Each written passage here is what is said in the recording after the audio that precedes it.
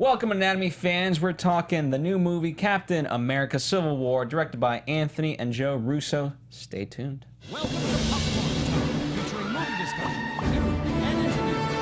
Popcorn Time. We talk movie. That's right, we do. And we're at war today. As we dissect the latest Marvel movie. Oh, man. What a great movie. Of course, Captain America, the third movie, or Avengers 2.5. We have Demetri Panos. Hello, movie fans. D-Movies 1701. D-Movie at D-Movies 1701. And we have that Zach Wilson. Hey guys, yeah, that is accurate. I'm that Zach Wilson on Twitter, Instagram, YouTube, all those places. Thanks for joining. And we have the one, the only, the real John Comerford. That's right, not the fake one. I'm the pseudo one. And I'm your host, Phil Svitek. Let's start with, let's just get this out of the way. Quick thoughts. Is there anyone who didn't like this movie? No. No, you didn't like it? No. What? Get out of here. No, I can't stop watching it. Like, I can say I'm in the minority in the sense that I liked it, I didn't love it. I think that would be the minority. That is a minority, truthfully. Yeah. It is. Seriously. 10% minority. Yeah. If you go off the 90% Rotten Tomatoes, Right. Mm-hmm. he's in the 10%er. Yep.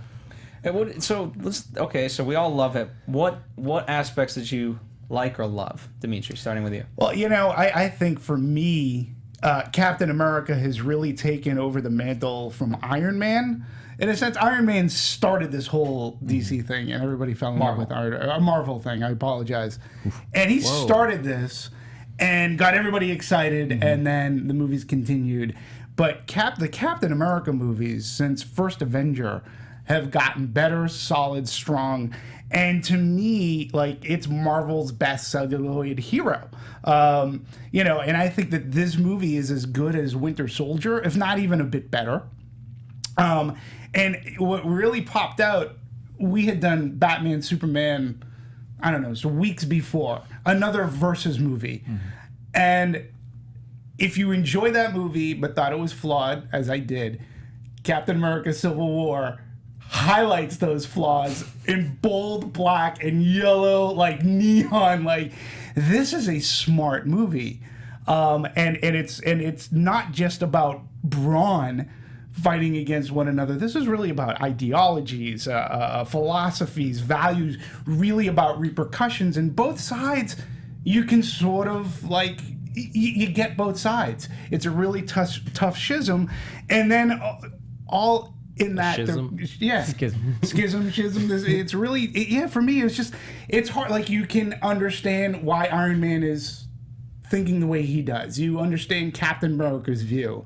And it's tough to pick a side. And all the while, there are great action set pieces in this movie. Edge of your seat, great character arc. And, at the same time, you're like, wow, this is a superhero movie that I'm watching. And it's fantastic. And Captain America is literally, they've stayed the course. They've made each movie better than the other. Yeah, it's just fantastic. yeah, it's a perfect piece. Like, it balances that perfect line of fan service, which, like, for me as a huge Marvel fan, I was just like a kid being given like the greatest Christmas present. Like, this was like everything that I've wanted for years, but it was also a good movie in that there are true stakes to everything that's happening. There's nothing just there because, like, we wanted it to be there. There's a logic to every step of the process, and it makes sense. It's not, it never felt forced. No step of this felt forced. Like, what this did over, I think, a lot of other Marvel movies, like, one of Marvel's, like, flaws across, like, their movies, not all of them, but they tend to have a problem with villains, where their villains just aren't as threatening as they need to be, or just aren't as surprising. But this was not just like it's about friends fighting friends. It's about ideas fighting ideas, but there's also Zemo in the background causing it all, and it truly had a good villain that drove the movie home and made everything feel like it worked. It was all connected and intertwined perfectly, and it managed to feel humongous scale while also feeling very personal. Absolutely. John? I would go along with a lot of that, but I really appreciated the fact that it took the time to figure out how they were going to get these guys to fight each other. Because all along I'm going, I don't see them trying to kill each other over ideology. It just didn't. It had to be personal, and I love the way they made it personal and stuff. I thought that, and I don't know if that has anything to do with the real comics or anything like that. I'm just talking on the movie since I don't read the comics. We'll talk about the comics later, but they're not. It is not the same story. Well, that's one of the things I appreciated most is that they brought it so it's such a deep personal. You killed my mother, and that was like, oh yeah, that would do it. Okay. It's amazing how all superhero fights somehow revolve around mom. Yeah, that's true. So anyway, I just liked how they were finally able to distill that down. For me, it took a long time to get there, but I appreciate that a lot. I really enjoyed and I appreciated Zemo having his own personal reasons for what he did and not some megalomaniac thing, but it was just because, you destroyed my family and now I'm going to destroy you, and that's it. That's pretty much it. I don't really care about the rest of it. So, and I think that worked really well. So, absolutely, because you're wondering at first in terms of him why he's killing off Hydra agents and so forth. So, for me, I didn't necessarily know his motive initially. Yeah. So I respected that, and I thought a lot of things worked really well. And most people are citing the airport hangar fight scene as the best fight scene in a comic book movie. I could literally, the airport sequence was just so perfect because everything that went into it. I should say up top, I'm a huge Ant-Man fan. Not just the movie. The movie is flawed and everything. I've been an Ant-Man fan for years. So seeing that sequence that led into Giant Man was a dream come true. I don't, what I appreciated too, from the marketing, yes, it gave away a couple of things, you got Spider-Man and things like that, but the fact that at the very least, Giant Man was not spoiled. No. And there's a level of respect there, and depending on where you look, Phil. I got Giant Man spoiled by the pop line of action figures, which is unfortunate. This toy.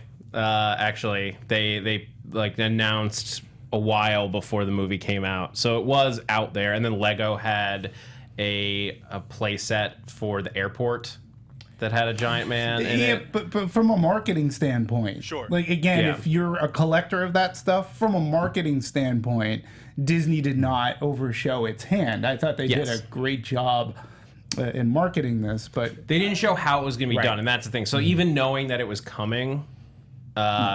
It was the visual was still was a surprise. It was fun. Yeah. For those of us who didn't even know it was a possibility, that was cool. It was cool. It was fun. I'm actually very curious about that. So not knowing that he could do that. What did you think? Once. What the? Why was he waiting to pull that out? He should have led with that. Exactly. I will say I'm gonna drop this bomb right now. To me. And again, I love this movie, but what I could have cared less about, the biggest who gives a shit, who gives a fuck to me, was Spider-Man. I could have cared less that he was in this movie. Seriously. I know he's part of Civil War. I am so over Spider-Man right now and all the incarnations. I'm just pretty much done. Sony didn't even finish off their last trilogy before this. I barely knew he was going to be part of this. I only knew about a day before I saw the movie. I'm like, oh, that'll be interesting. But I had to say, when he came on, it was a breath of fresh air. Because for me, one of the things that I didn't get enough of was the humor. He just breathed life into this for me, and all of a sudden Andrew we had some Garfield, nice, he funny didn't moments. do anything for it. I liked him. I liked the fight scene with him. I thought he did a great job in this. That's the thing is that Sony didn't get to finish their trilogy because Sony didn't earn a third movie. The movie made a ton of money. That's not earning it. They took Depends on who you're talking to. Yeah, I'm sorry. I mean, it's sort of. But I understand what he's talking about. I don't think they earned. It wasn't earned because of the movie. It was just really going to reboot it again. I mean, I think that's where the mistake was. They should have done different stories. Yeah, one more time we're going to reboot Spider-Man within a decade. Yeah, this thing has been rebooted. It's just I'm just over it already. And Sony, it's you're running Spider-Man into the ground because now they're going to do an animated series. And okay, big deal. You picked a younger kid who's I believe he's Britain or English. Okay, but let's say then Marissa Tomei. But you're done with the character. But do you think it not worked in this movie? Because I thought it worked. I didn't care. This he looked CG to me. He didn't look great to me. I mean, the kid was funny, but he was to me. He had so short screen time. He wasn't didn't- any better than Tobey Maguire or Andrew Garfield. No, he was to so me. he was so like. Here's the thing: like Tobey Maguire played a good Peter Parker. He embodied that like that nervous, nerdy kid that Peter Parker is. But like his Spider-Man was like a little too close to that nerdiness. Andrew Garfield, on the other hand, played a good Spider-Man where he was like his quips were on point. Like I thought he like behaved like Spider-Man. But like Peter Parker's not a skater. And he's also not the most attractive person in the high school. Like And he's it's also like he may be from the heart of New York, but he's not. Hey, how you doing? Come on. Yeah. Which He's is just- what Garfield was for me. Yeah, he's a kid from Queens who's like a little like antisocial, can't quite fit in. And the instant that Tom Holland walked on screen, he embodied Peter Parker. And the instant he showed up as Spider-Man, he embodied Spider-Man. If you say so. It's that transformation of like he's like a little nervous, like he talks too much, like he's like not really comfortable. And he's kind of a fanboy himself. yeah, I can't believe I'm here. Wow, this is awesome. He's not quite communicating with people as Peter Parker, but once he puts on the suit, once he becomes that person, he's funny. He just like he can't stop talking. The fact that like Falcon called him out on it in a fight is just such a classic Spider-Man moment that for a fan of the character, it was just a joy to see the character behaving like I know that character to behave, and still having that emotional arc. Like he didn't have a lot of screen time. He also didn't need it because in that time we didn't need to like hear about Uncle Ben. We didn't need to hear about how he got the spider But we're bite. gonna get that all But over we're not. again. But we're not. Okay.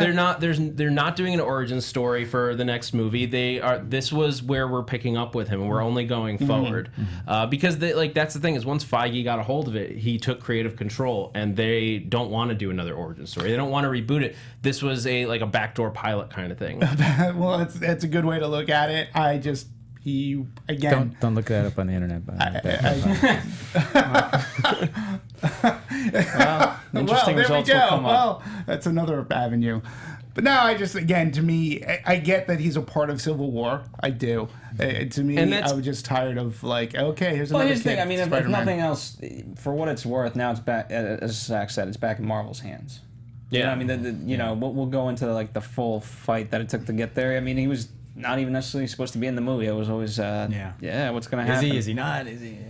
And so the fact that ultimately, despite that, they were actually able to come up with something that fast, and I mean, most people are saying he does steal the show, and now he's a part of that universe, and It's that thing that Well, I like think a it- lot of times the humor. Yeah, that's why. That's the only reason why he stole Yeah. the show because Yeah. in terms of action, I think everybody had some really great moments. But because this was, in my estimation, had a lot less humor in it when he comes on because and now that's right, this is fun, and I think that's why he stole the scene. Yeah, I mean he did And because he Ant-Man made did it. too. He made it exciting. Yeah, made it and fun, Man too, exciting, with the whole Captain America, so good to me. exactly. That's what I mean. He was like Yeah, a but Paul fan. Rudd had the same. I mean, Ant-Man had the same kind of like, this is really cool. Like he had that from Yeah. the first Ant-Man movie. To me, Ant-Man had this similar kind of Yeah, he just not as much of fun, it. And And he didn't have it as much energy when he first walked out. He was asleep. He comes on, and he just didn't have the same energy coming in. He just didn't. Yeah. Oh, I thought it landed perfectly for No, like it what did for like, him, but I'm yeah. saying that Spider-Man, when he comes on the scene, especially in that fight sequence, you don't know it's Spider-Man that's going to come out there and take the shield and all that other.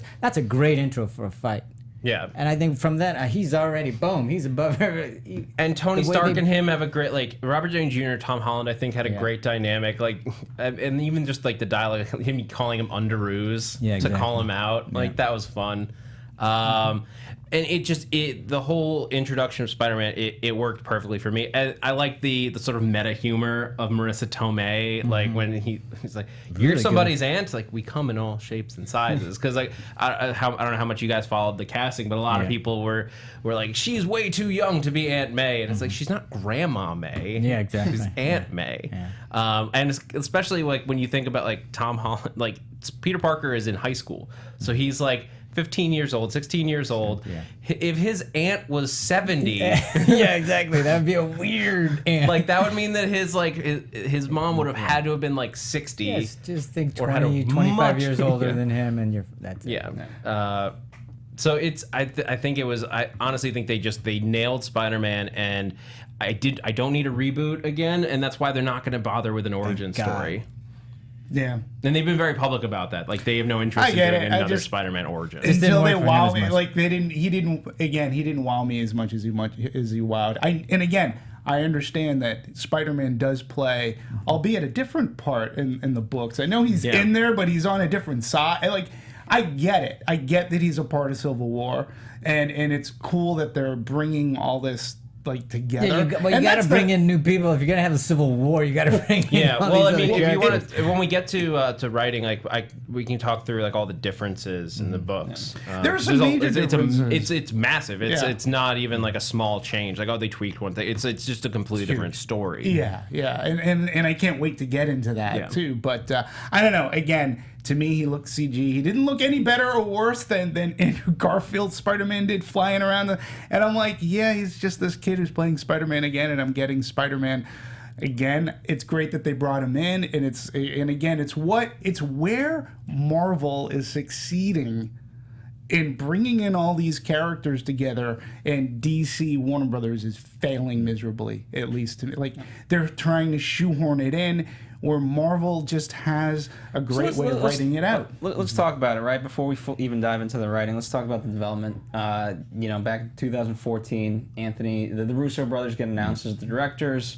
We've been mentioning Kevin Feige, who's the spearhead of all of this.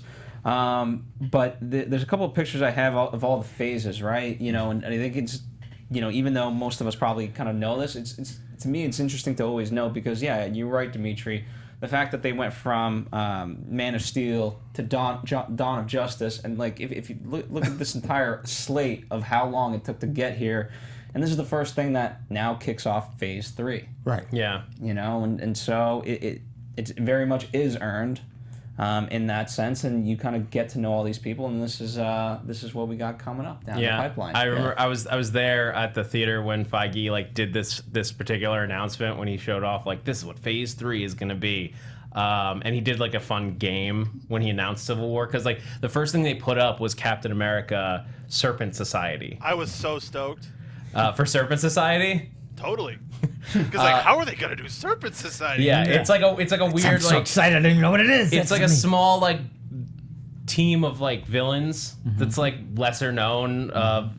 They're all snake based villains. But it was such a weird. And then he goes through the entire slate, gets through Inhumans, and then he's like, you know what? I think I'm having some regrets over the title Captain America. I'm gonna change it, and then the graphic changes to Civil War, and the theater. It was El Capitan, and the theater just erupted because it was brand new news. Right. It was a cool day, and then they walked out Chadwick Boseman because they'd already cast him as Black Panther. Oh, nice. Yeah, and so I like where we're headed, absolutely. And by the way, if you're following along on audio, you can download all these pictures and the entire rundown. It's in the description, so that way, if you're missing out on any of these photos, it can certainly be there. By the way, here's speaking of just bringing it back to Spider-Man real fast. Here's a copy of one of the emails from the Sony hack that kind of highlights the back and forth of what it took to get Spider-Man from Sony. Yeah, and the other thing too, though, is what it took to get this movie done after Winter Soldier. I mean, this basically split Kevin Feige from Marvel, so he was away from, I guess, Ron Perlmutter, I believe. They worked together, and he ended up answering to Alan Horn, who's now head of Disney Motion Picture, and a lot of this came from budgeting. So. And particularly this movie, in trying to get people like Robert Downey Jr., who was not contracted to do this movie, and the headaches and the budgeting involved, and again, it caused a civil war within Marvel themselves, and again, it caused a major break, and I think it ended up being for the good. But, you always hear these stories, directors like Edgar Wright, with Ant-Man and how he dropped out. Creative differences. Joss Whedon, who's recently recanted what he's had to say. But, he left after Age of Ultron just exhausted and beat and talking about budget. But I think with Civil War, they totally did the right thing. You gotta get Stark in here. Working to get Spider-Man in here is a really great thing, but how it came together is amazing because Marvel itself was in that midst of their own little inner battles. It's Hollywood politicking. Well, that's the interesting thing about how Marvel functions. Is it doesn't quite function the same as a movie studio traditionally does, and I think that's why you've had more fallout with directors over the years, is because Marvel treats it, from what I can understand, like obviously I'm not on the inside there, but they treat it more like a TV show treats their episodes. And like in a TV show, directors are not in charge. The writers and the producers are in charge. The directors come in as hired guns to do one episode or maybe 3 in a season, usually not even in a row unless they're a two-parter. And Marvel is treating this as as episodes of a TV show. So you do have to fit into a certain mold. Like the director doesn't have final say. Kevin Feige has final say. And that's why, as much as Edgar Wright's Ant-Man is something I would kill to see, because I think it would be an amazing movie, it wouldn't have fit within the larger Marvel Cinematic Universe. And so they had to just change it because they needed it to fit together. And that was what you were saying with the Civil War. Ike Perlmutter, who was the CEO of Marvel, basically he didn't want to approve the budget that Feige wanted for Civil War, and Feige went over his head, went to Disney and said, I can't work with this guy. He's giving me too much feedback. And they were like, okay. So Perlmutter is in charge of television now, but he doesn't have oversight on the movies. But it's fascinating to me, like, Iron Man originally was not going to be, like, they didn't have it budgeted. And I can't picture this movie without Robert Downey Jr.'s Stark / Iron Man not being in this movie.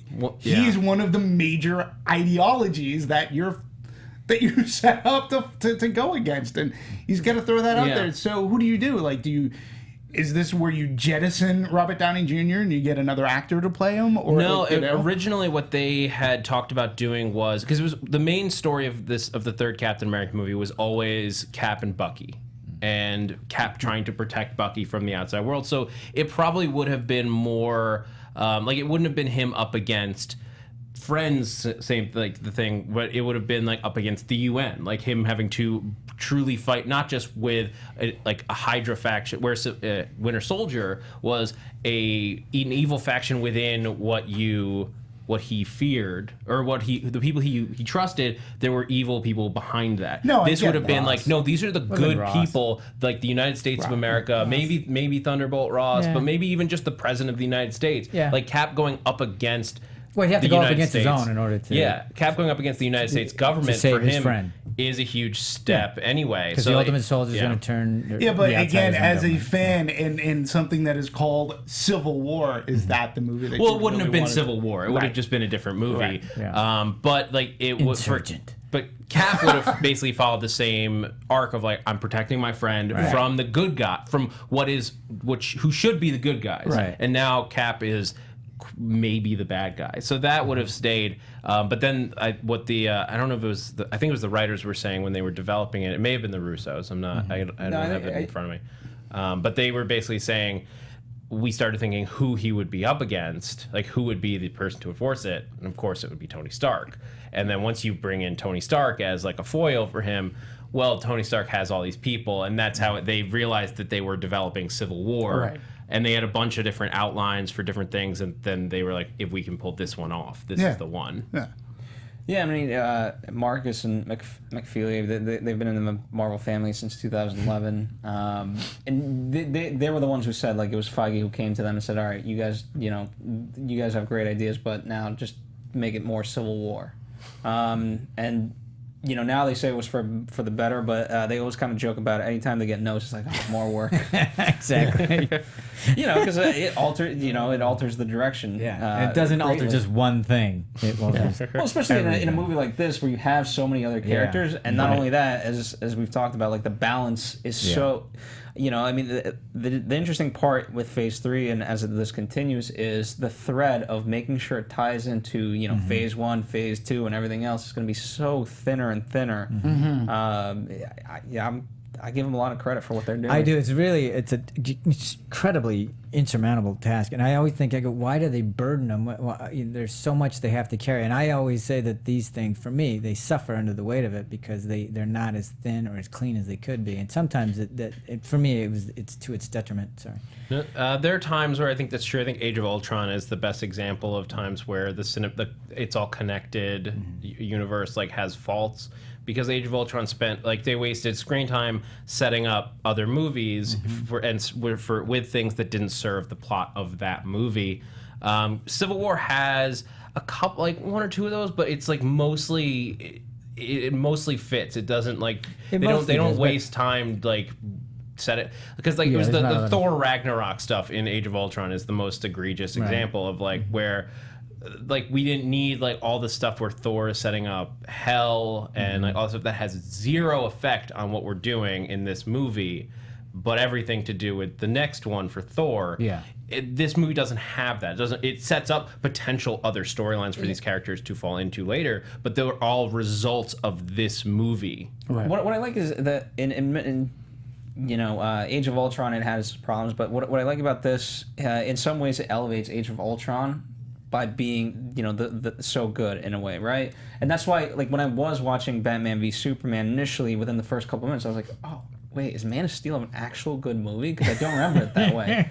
And then obviously the rest of Batman v Superman happens. But yeah, well, it's where you see consequences. Like when in BVS when you see the street level view that view that you could understand. That's the thing is we could connect to Ben Affleck's Bruce Wayne in that moment because he has no control over that moment. And that's but Civil War feels the same way throughout, where we understand what it means to not be in control, and that's what Captain America is suffering through. But Captain America to me stayed the course. Again, we're talking Captain America Civil War. I don't want to harp too much on Batman versus Superman here, but that movie just became sort of kind of a mess. And I said it in our original podcast, they just shoehorned in way too much information that was unnecessary. They didn't focus down. Where Civil War, to me, is as focused and as smart as you get. It's a political thriller. It deals with ideologies. It deals with philosophies. That's what they stick to. And that's where our characters are fighting over. And then it doesn't become a fight of just brawn and who can outsmart the other one. It really does. It breaks down to this is a fight over these are good friends. And that's the other thing too. I think the stakes in this, it was mentioned that Stark and Captain America Rogers, they're like a married couple who just have these they respect one another, but it gets to a point where the consequences are so dire that they have to come to this fight, and then it becomes very personal. Yeah, well, and yeah. Batman vs Superman didn't really. They shoehorned in personal, and again went back to the mother, like you were saying. Yeah, always. And but I thought that Civil War just plays. You could take Civil War the plot, and take out superhero characters. And I said this of Winter Soldier too. It's sort of kind of like a 3 Days of the Condor kind of thing, and make it, and it would still be an exciting movie. Yeah, this would be an exciting movie about government or people within government who just have different ideologies. I think they just built upon what was there, exciting. Right? The original idea, at least that the two writers had, was the Zemo aspect of it, right? And that's kind of what Zach was alluding to. And I think they just kind of built upon that in stages. And the whole question was, okay, what would be the motive for this person to be involved in the story? And for the most part, they also cite that they felt they did a fair balance act of, no one came in just to be in it. They brought something. And I felt like they did that overall, Yeah. Well, what I thought was really strong, especially the airport sequence. I mean, it's the one everyone's talking about, but it just as an example of how they really went through. It's it could have been just Steve and Bucky. We're attached to those two as pals from right from the beginning of the first Avenger. But they needed help, and it wasn't just hey, let's grab all our superpowered friends. Right. It was, hey, there's a real problem. There are 5 Winter Soldiers that we need to go stop. I have one, and he was losing to one of them. Now we have to battle 5, so we need all the help we can get. who do we know that could help us? So it wasn't just like, how can we shoehorn in other heroes to fight each other? It was each one of those people had a motive and a reason for being there. Hawkeye and Ant-Man were brought in because Captain America needed help, not to battle Tony Stark, but to stop these Winter Soldiers from getting loose on the world. Yep. And it was only when Tony Stark got in his way because he needed to hold Cap accountable for, like, and working with the UN for the Sokovia Accords, because that was what he had agreed to do. Right. It was only then that they really came up against each other, and it was never like, I'm trying to hurt you. It was never, I want it. I mean, you even had like the lines from like between Hawkeye and Widow, where it's like, we're still friends, right? Like the goal was simple. We want to get from here to that Quinjet. Right. We want to get out of this place so we can go stop the 5 Winter Soldiers. And these people say, we can't let you leave. Yeah. And so it comes to blows. Yeah, and I was like, just tell him already. Just tell him. Just just talk to him. Tell him why you need to go. But he did. He did. Like, that's the thing. It's like, it wasn't like, he doesn't explain the situation. He says, there are 5 people, there are 5 Winter Soldiers out there. We need to stop. And it's like, no, you have to stand down. Like, that's not what you are supposed to be doing. It's not what you're supposed to be doing. But I also liked, again, though, Tony Stark, Iron Man, all of that starts to seep in, and he starts putting the clues together, going, oh, Cap might be onto something, and again, him going, all right, I'm gonna, you know what, Steve Rogers, you're a good guy, and he knows he's a stand-up guy. He knows that Steve Rogers is a stand-up guy, but I liked when Iron Man or Tony Stark basically says, okay, I'm gonna give you your due respect. You deserve it. And you're right. There is something going on. I was wrong for trying to keep you, like, we need to sort of unite. And then that personal issue comes up, which to me, like, Captain America didn't have anything to do with that, with what happened. I get that. But you need that. You need something to cause strife again for them to. Well, but it also worked. Like, that's why I think Zemo is like one of, if not the best villain that we've had so far in a Marvel movie. Like, Loki is the only one who really gives him a run for his money. Sure. I'm curious, you guys who are not, like, since you're not familiar probably with Baron Zemo, what did you think of that character in this movie? Well, I like the intrigue. Like I said, the intrigue of it. You don't really know kind of what he's doing. It's initially just more in the background as it plays out, and then you see it develop in that heightened way. So I respected it for what it did. And in terms of the Tony versus Captain America, what I liked about it, I thought it's tough to know for me 100% whether or not it works as a standalone, but you can track it from movie to movie, the weight of all of this. I mean, Captain America, he's, if you look at it, he's always had an issue with government. Like, he's seen what governments can do when power shifted in the wrong direction, and that's his motive. For Tony, ultimately, because he can't trust himself. Right. But the irony of all of it, like, he didn't need to trust himself. He just needed to trust Captain America. Right. Yeah, but he has a point. Like, even Captain America, like, with the best of intentions, like, if he when he's wrong, he thinks he's right. Well, what if he went to stop these 5 Winter Soldiers, but inadvertently, like, let them loose? What if he got there and Zemo had something else in store, and he ended up setting these people free instead of stopping them? Now there's 5 killers on the loose, and every death they take is on him because he didn't get approval from somebody who may have told him not to go.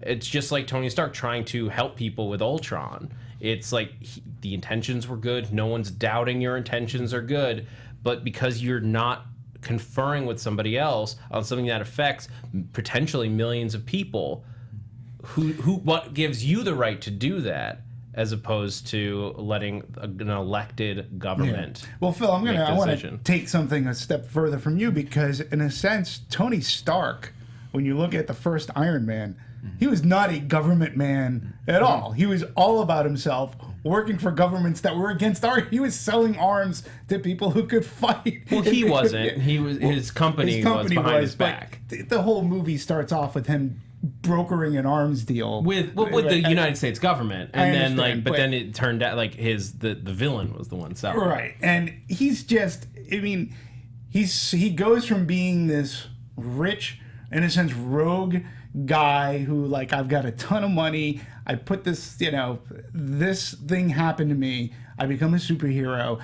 And I think this movie really shows an amazing arc for Tony Stark and Iron Man. Like, where he was at the beginning of that first movie to where Tony Stark is now, and having this this introspect or retrospect about himself, going, I screwed up in Age of Ultron. And when I love, like, this is in a sense a direct sequel to Age of Ultron. We were saying before, it couldn't really exist because there was so much dialogue in Ultron that ends up coming here, especially the scene where Steve Rogers and Tony Stark are talking at the farmhouse together. And right there are the seeds of this, like, the ideologies being a little bit different. But there's mutual respect. Yeah, and that's what I love about what Marvel has done cinematically, is they've given us characters that, if you're paying attention, are having arcs throughout these entire movies, and you can pick them out. And this is what, DC didn't want to take the patience to do this.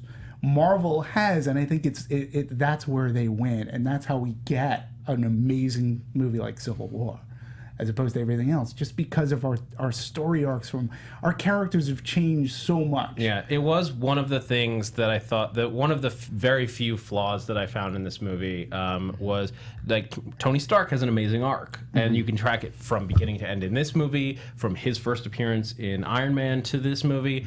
In this film, Captain America has no arc.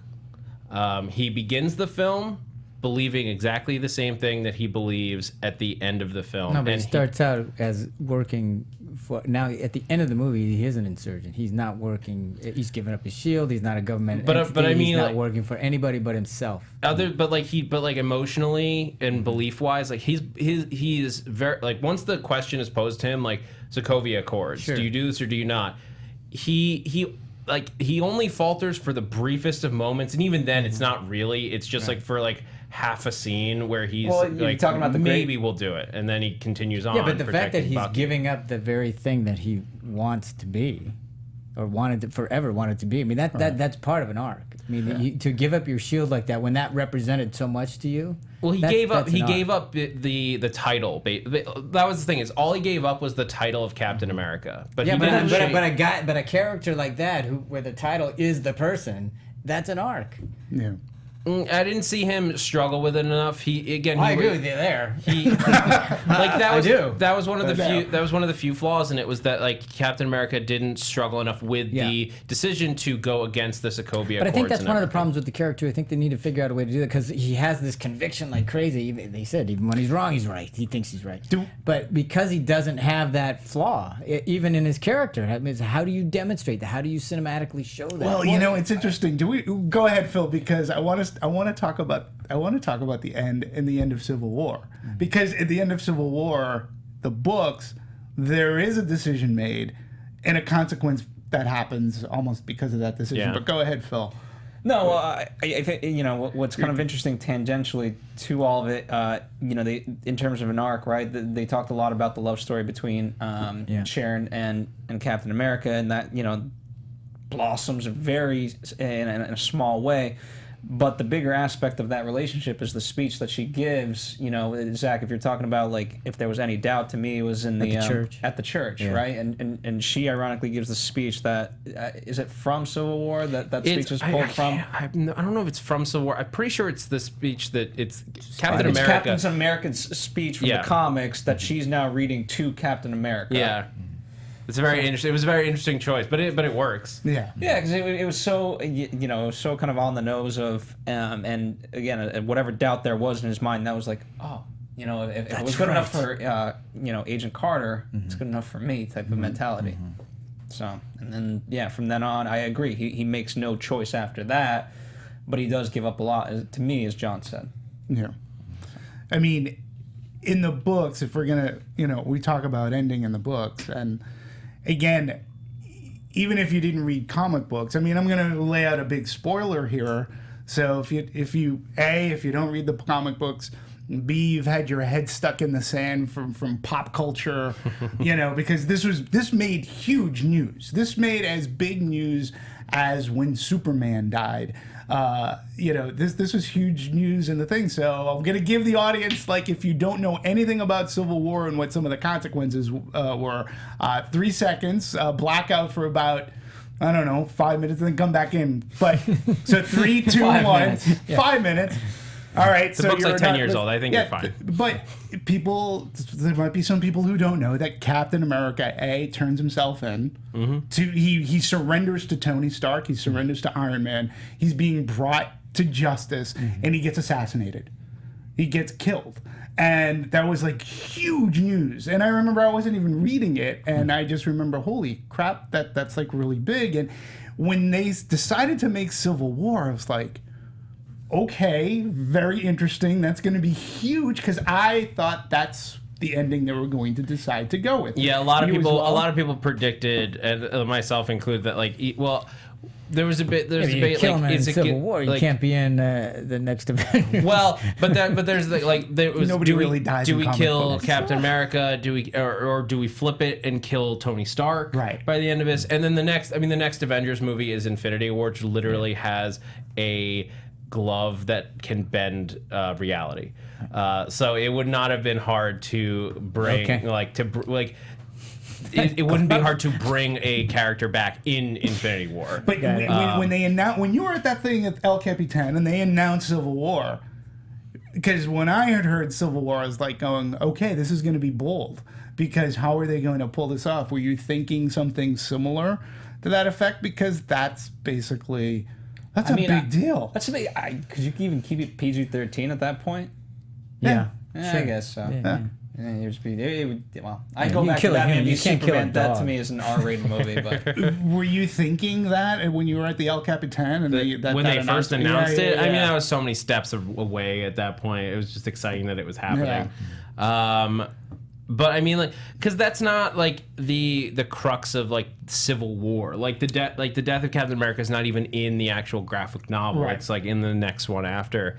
It was obvious that they had to change so much about the movie, because the big thing, like in Civil War in the book, like if we can get into Sure. like the adaptation, is basically it's not the Sokovia Accords like this way. It's the Superhuman Registration Act, which is more about people, like if you have superpowers or you're fighting crime in any way, you have to register with the government, like what your secret mutants. identity is. Register like yeah, mutants. it's a little bit like that, but it goes. It's like if you want to save people's lives, you need to be licensed registered. and registered. Exactly. Well, that's the thing, is that's what it is. It's saying like there's too much collateral damage. Like the event in this is that there's like a reality show with a bunch of like BC level superheroes trying to stop a villain, and they corner a villain with a nuclear ability, and he blows up and nukes an entire like city, and so you have a ton of people dead, and the Avengers get blamed for registration. Yeah, the Avengers get blamed because they created this atmosphere, and so it's Tony. It's this, you have the same scene with the woman from the State Department with her son. In the books, it's a character named Miriam Sharp, whose son was killed in the explosion. She blames him, and that's what drives him into siding with SHIELD and the U.S. government to register everyone. I liked Vision's speech in the movie. I think it kind of echoes that whole aspect. Like, you're just inviting people to do this. Yeah. I do appreciate, if nothing else, I appreciate the shift, because that story, I mean, it's too X-Men like, at least in the cinematic universe, you know. I'm sure in comic books it's been done ad nauseum, but film wise, that's what X-Men tried to do, is like register all the mutants. Yeah. And I'm glad they got away from that. Yeah, and welcome back. It's been about 5 minutes if you did do whatever. But, I mean, I think it really lends itself when we talk about arc. And I did find that Captain America did have his arc. Giving up that shield to me, I do agree he's so with strong. Zach that I wish they had shown that better. I wish he had more of a struggle, because it didn't have a lot of internal story. That's the thing. Is But I think that's a a flaw of his character. And Once he makes his decision, it's done. It was the difference in the book of Civil War. I thought that Captain America had like a very big arc, because it follows a line where he's fighting a good fight, and then like people are getting captured. The thing with the raft prison in the books is a much more insane version of it, where they because it's Mr. Fantastic working with Hank Pym and with Tony Stark, and they build a prison in another dimension to house the superhero. So it's like, obviously it's just because it's in comics, and because there are tenfold the amount of heroes running around.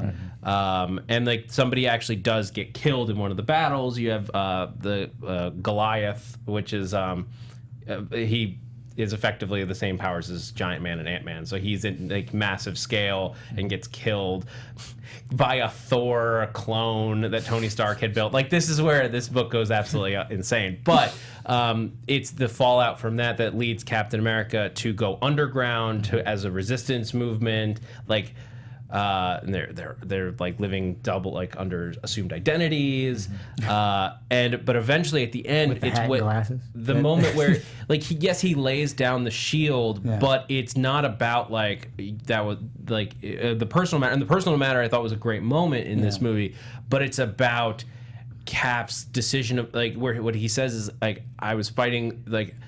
He still maintains he was right. Like, yes, of he course, doesn't. but, He doesn't but give he up his still right. But has he to says, acknowledge, though, I'm now outside the law. For a guy like that, and that's what he does. He's like, I was fighting the right fight for the wrong reasons, and that's when he gives himself up. And for me, that is a huge emotional shift because in this Captain America, like, yes, he drops the mantle of Captain America but it's more because he's dropping what he perceives as because Captain America represents not the government's representative. the thing that he is opposed to, as opposed to when he turns himself in, he is saying, I was wrong. He never, at any point in this movie, questions that he is right.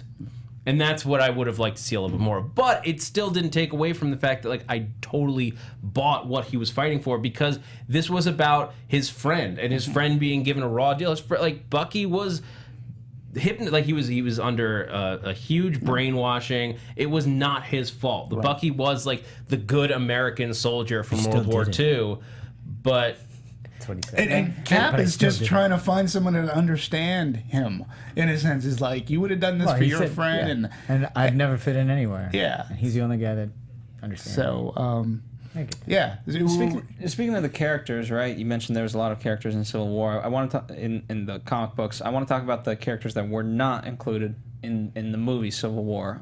The biggest one of all, Nick Fury.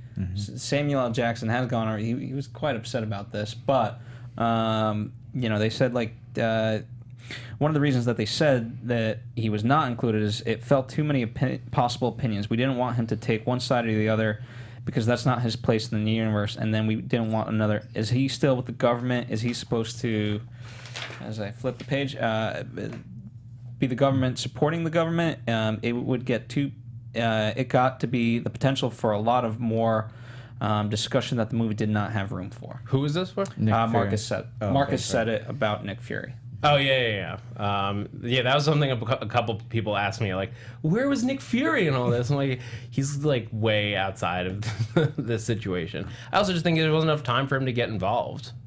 Yeah, I agree. And I don't know about that. I mean, he can get anywhere he needs to be as soon as apparently he can get anywhere he needs. But here's the thing, I'm glad he wasn't in this movie. Yeah, I don't think they needed him. I think he's too much of a voice of authority. I also thought it was too much of a repeat beat from the Avengers, the first Avengers, because it's kind of the same thing between, you get Captain America, you got Tony Stark on opposing sides, you got Nick Fury in the middle trying to get them together. I mean, it's just kind of a repeat. Yeah. Yeah, you didn't need him. No, I think it could have been then you're shoehorning in characters that, unless they really made a mark, unless they were part of the fight. Yeah, and I wouldn't want him, because Ross served that purpose. Yeah. And then if you brought Nick, I'd want to see Nick throughout. And I just don't, for this particular story, I just don't know that. Yeah, I mean, I know there was a lot of discussion in early drafts that had different characters coming in. There was apparently an early draft that had Hank and Hope Pym. And as much as I'm a huge Hank Pym fan, like, I don't... he's the former Ant-Man. Got it. Michael Douglas in Ant-Man. And Hope is his daughter. they talked about bringing them in, but they didn't want. There was a combination of like, we have enough people on screen, and I think once they got Spider-Man, they were like, we want to lose some people, and also like they didn't want to burn the reveal of the Wasp, which was because that's her a superhero identity that has not been revealed on screen yet. Yeah, and it was just too much. It was too much to bring her in to this, but it didn't. You didn't need it, and there. I think there is that temptation to bring in everybody, and they'll do that with Avengers, the next two Avengers movies, which to again, be determined titles. I'm okay with. Again, when you talk about shoehorning in, yet I just have to bring it up. I mean, they tried so hard in Batman vs Superman to shoehorn in characters that had no value. Yeah, but they did it. They didn't. And they did it in a silly way. And I felt like I was watching trailers for upcoming movies, but they had nothing to do really with the movie that I was watching. Yeah, well, that literally had trailers in the movie. But this, like, Black Panther is like the most like introduction of like Black Panther and Spider-Man are the two, like, we brought somebody in that you haven't seen yet, and both were handled very smoothly. I mean, the introduction of Spider-Man is like wait, you have a battle in Germany, you're going to Queens to get this 15-year-old kid, but it's justified in that he wanted the webbing, because that's like, this is so strong, I can justify, I need this help because it will contain these super-powered people that I cannot possibly beat. And it was just an added piece that he needed to, like, strategy. Black Panther, I thought, was brought in perfectly with the geopolitical aspect that character as like royalty, because that's his Black Panther story. Is he's a king.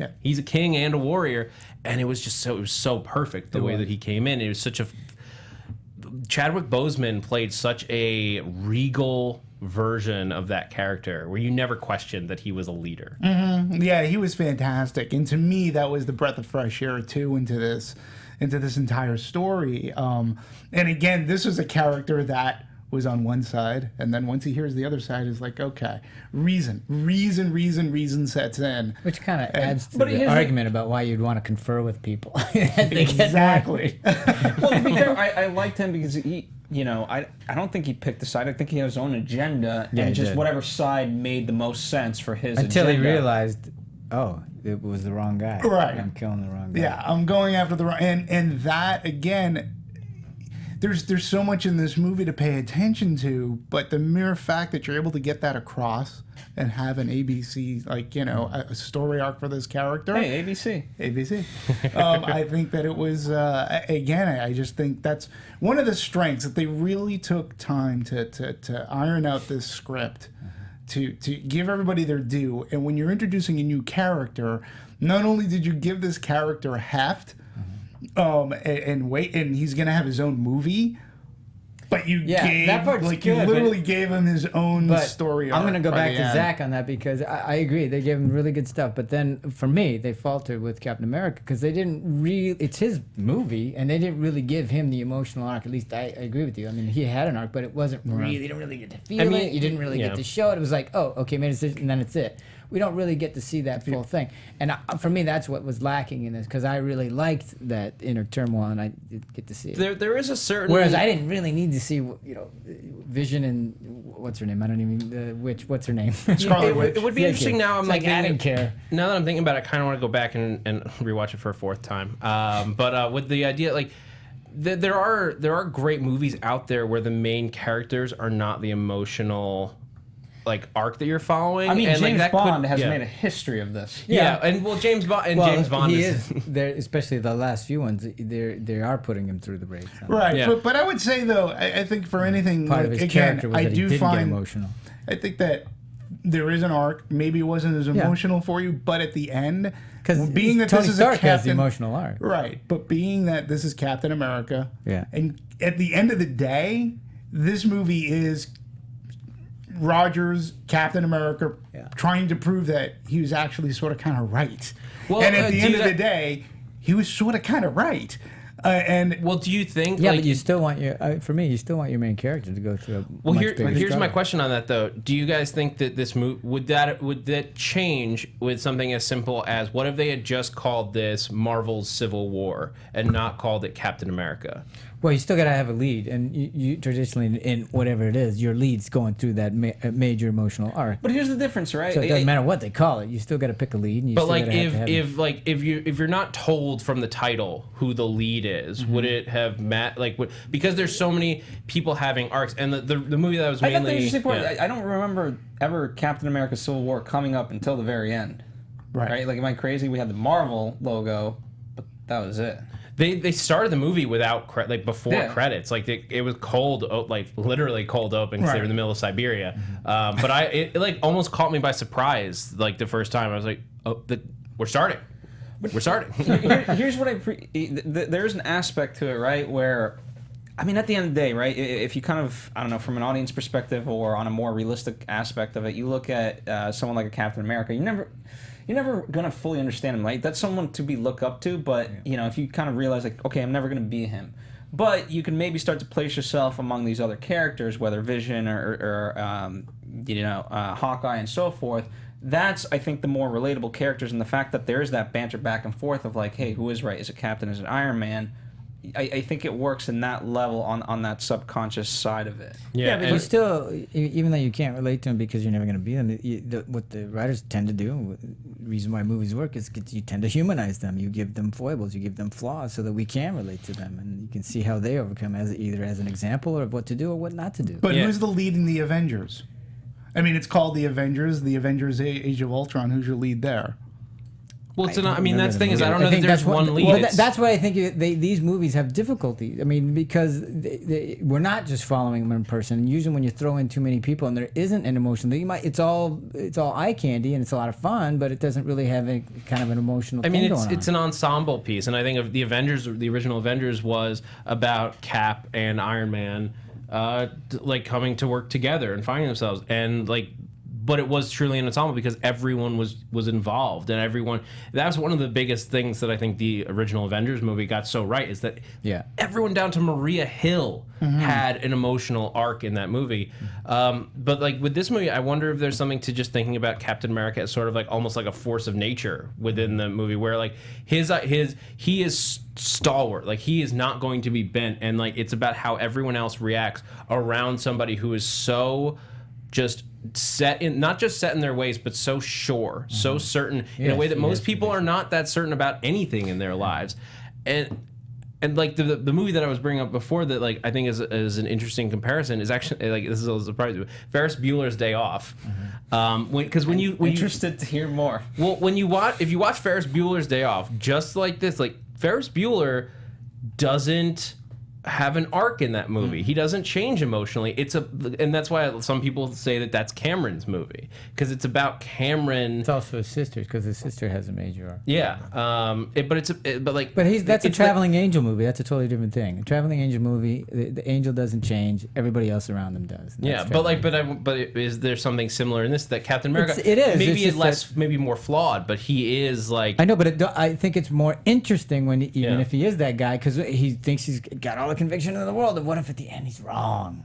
I mean, then you've got something for him to deal with. Yeah. Because until then, he doesn't really have to. But see, I find it more interesting, or as interesting, when your character who believes that he's so right, and as we follow him into the movie, you could see why everybody could say, you know what, you got to stand down. You can't do this. And he's like, no. There's a bigger problem here that not only involves my friend who I'm trying to save, and this was brought up in Winter Soldier, and this is why I think that it is Captain America is your lead, and why he does have an arc, because he's got to prove to everybody that what he's doing is right. And but if you never have a dark moment of the soul where you're questioning it's not as interesting. Then he's not Captain America. That's my point. I said that a couple of times. No, he's a character that doesn't have. But at the end, when he has to give that up, and again, he is proven to be right. He proves to Tony Stark, he's like, yeah, you were right. There was a bigger problem that we should have been focusing on,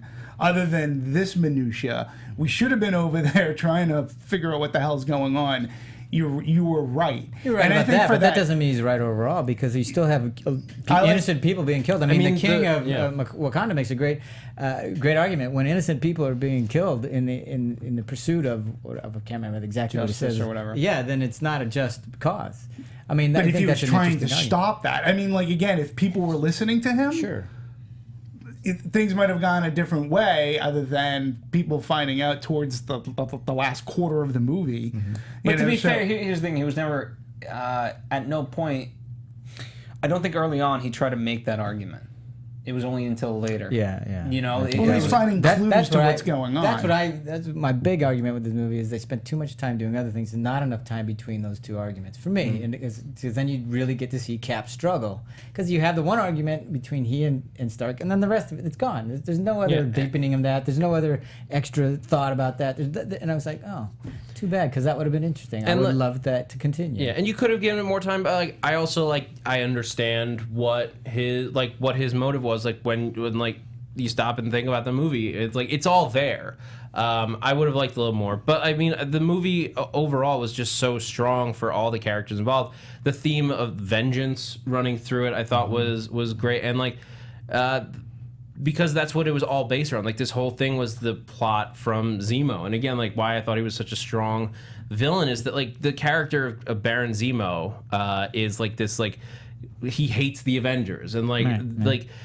And wants to kill him from the thing. 'Cause subtle- I love the fact that he goes, I can't beat them by myself, but I can get them to beat each other. That part was great. It's brilliant. It's scary. Like that's a psychopath. That's right how there. good he Like, is, and you don't even know what's happening. Yeah, he does it in such a subtle way that you don't like, and then it maps perfectly back when you're like, oh yeah, he really is pulling He's pushing these all- yeah, strings. exactly. That part was wonderful. I loved the tease of we're going to have this huge fight against all these super soldiers, and this whole war thing's going to be put behind them. Then they reveal, oh no, I shot them all. Are you kidding? Those guys are crazy.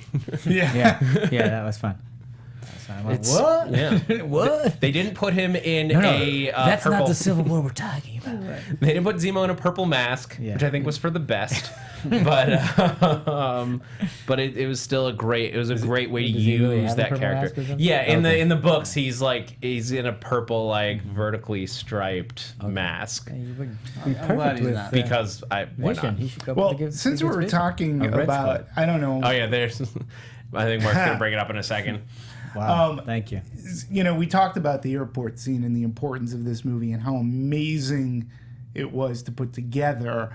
And the Russo brothers will even, you know, have even said that was the most difficult, like that was their most difficult scene to try to put together. I mean, just a little bit of that history. I mean, they were filming this a little bit in Germany, I believe, and somewhere in the States, was it Atlanta? Using a lot of like green screen and you know, having to figure out who's fighting who and how it's going to like end. But there are consequences to that fight as well. Yeah. Well, they brought in why that's the action sequences floats was who was it? They brought in somebody else to help direct all the fight sequences. I think it was James Wan. I want to say. Let me look up the name. But they farmed out a little bit of the action sequences, and the stunts and the fighting was all done perfectly to where it's exciting, but it never drops what the story is for a moment. It's all every single thing is motivated. Yeah, and you know Yeah, they I thought cite. they went on too long. Did you? Yeah. Interesting. Well, also one of the things that you know they cite that one of the reason why they can attribute such great action scenes is because of their stuntmen. Their stuntmen were dedicated to this, and that's kind of one of their biggest secrets to having it be that way. The other one they cite is editing. Yeah. And then the rest they won't reveal because they don't want people stealing their. Yeah. action Well, scenes. I mean, the stunts were just another level because, like, a lot of it was practical. Like, Spider-Man was CGI, but the Russos even said they tried to go as practical as they could. Right. Realistically, the way that Spider-Man moves, you can't do that with a Right, real no. person. Or it looks like Tobey Maguire's Spider-Man, where it's just kind of Power Ranger-y, hokey. But I think, Mark, if you've got that clip of the stunt, they really went to like all lengths to like get this like where they could do it as much as possible. Like if we take a look at this, you can see the scene where Bucky jumps out of a window. where he like is running from the German special forces. He jumps out the window, and the cameraman, it's one thing for the stunt guy to do it, but the cameraman jumps with him. Like, this is the view. It's just like there's a camera operator who jumped out of a 3-story building and kept it in frame. I just want to say, it's super impressive, and the rest of this video is just like looking at the helicopter shot. The helicopter shot is and again Every girl swooned Yeah. so much. about 10% of the guys. he actually hurt his arm doing this, but it was a great. That really does show how powerful this super soldier is. Yeah. Did you? There's a funny story. Reportedly he asked the Russo brothers to let him take his shirt off for the helicopter scene. And they just were like, That would have been gratuitous. why? Like, that was the thing. They were basically like, why? I think from his perspective, he's like, I worked so hard on getting this body into shape. I Let just me want, show it please off. let me show it off. And they're like, no, it doesn't make any sense for that to happen. I just thought it was funny. Yeah, they used to give him shirts that were like way smaller. Way smaller, to show that off. And a lot of that stuff they have to film early on, because once he does put on the Captain America suit, he apparently starts to loses a lose lot his of weight. Yeah, in filming. Yeah. Because it's just arduous. Well, I hadn't thought of it. That makes a lot of sense though, because like you just don't have the hours in the day to maintain. You can't, because you're on set. You can't just sit there and keep working out. Interesting. Oh, that's cool. I did not know that. And you're sweating. What about some of the other characters that we've talked a lot about Iron Man and Captain America, and I want to give at least a little bit to the other ones. I found it interesting. I actually really like the Vision, Scarlet Witch storyline. I thought I know you didn't, but I did. I like the philosophical side of it, and as I kind of dug through it, the homage to the comics, and there's our picture of Vision from the comics. Super like that. Yeah, Vision and Scarlet Witch get married in the comic books. Okay. At one point, so there's a history to them like having that sort of like romantic feel. I want to revisit that idea. The reason why I didn't like it is that I wanted to either have more of it or less of it. But for me, it was right in the middle. I was like, and then don't give it to me if you're not going to give it to me. It was frustrating to me. Is that your philosophy in general with women? Yeah, pretty much. No, but because there were other things in the movie that I thought, if you're not going to spend time there, then spend time over here where you really need it. Otherwise, don't have it in the damn movie. I thought it was interesting. I mean, because if you're gonna have Vision involved, like I want to know what's at stake for him. Exactly. Because Vision is so powerful that like his involvement has to be. But I don't know how powerful. It is. I don't know the books. I don't know. All I know is what they've seen. I'm going. If he's that powerful, why is he holding back? Is he holding back? I can't tell any of that. Well, I think Well, that's he messed what up because he messed up. There's been a lot written about how he shot down Don Cheadle's character. Sure. And it's because he was distracted. He messed up. And it's because of that human connection, and he didn't think that was possible to, I don't know, perhaps feel love. No, I agree. All that's very interesting, but they didn't really dive into that enough for me. It's like, okay, so that happened, and then it didn't really track, and I was like, well, if you're gonna introduce the thing, then follow it through. Which part didn't track for you? I'm not even sure if he's aware of why it happened. He said I was distracted. Well, I took that as he was distracted because he had to fight Wanda, who he has feelings for.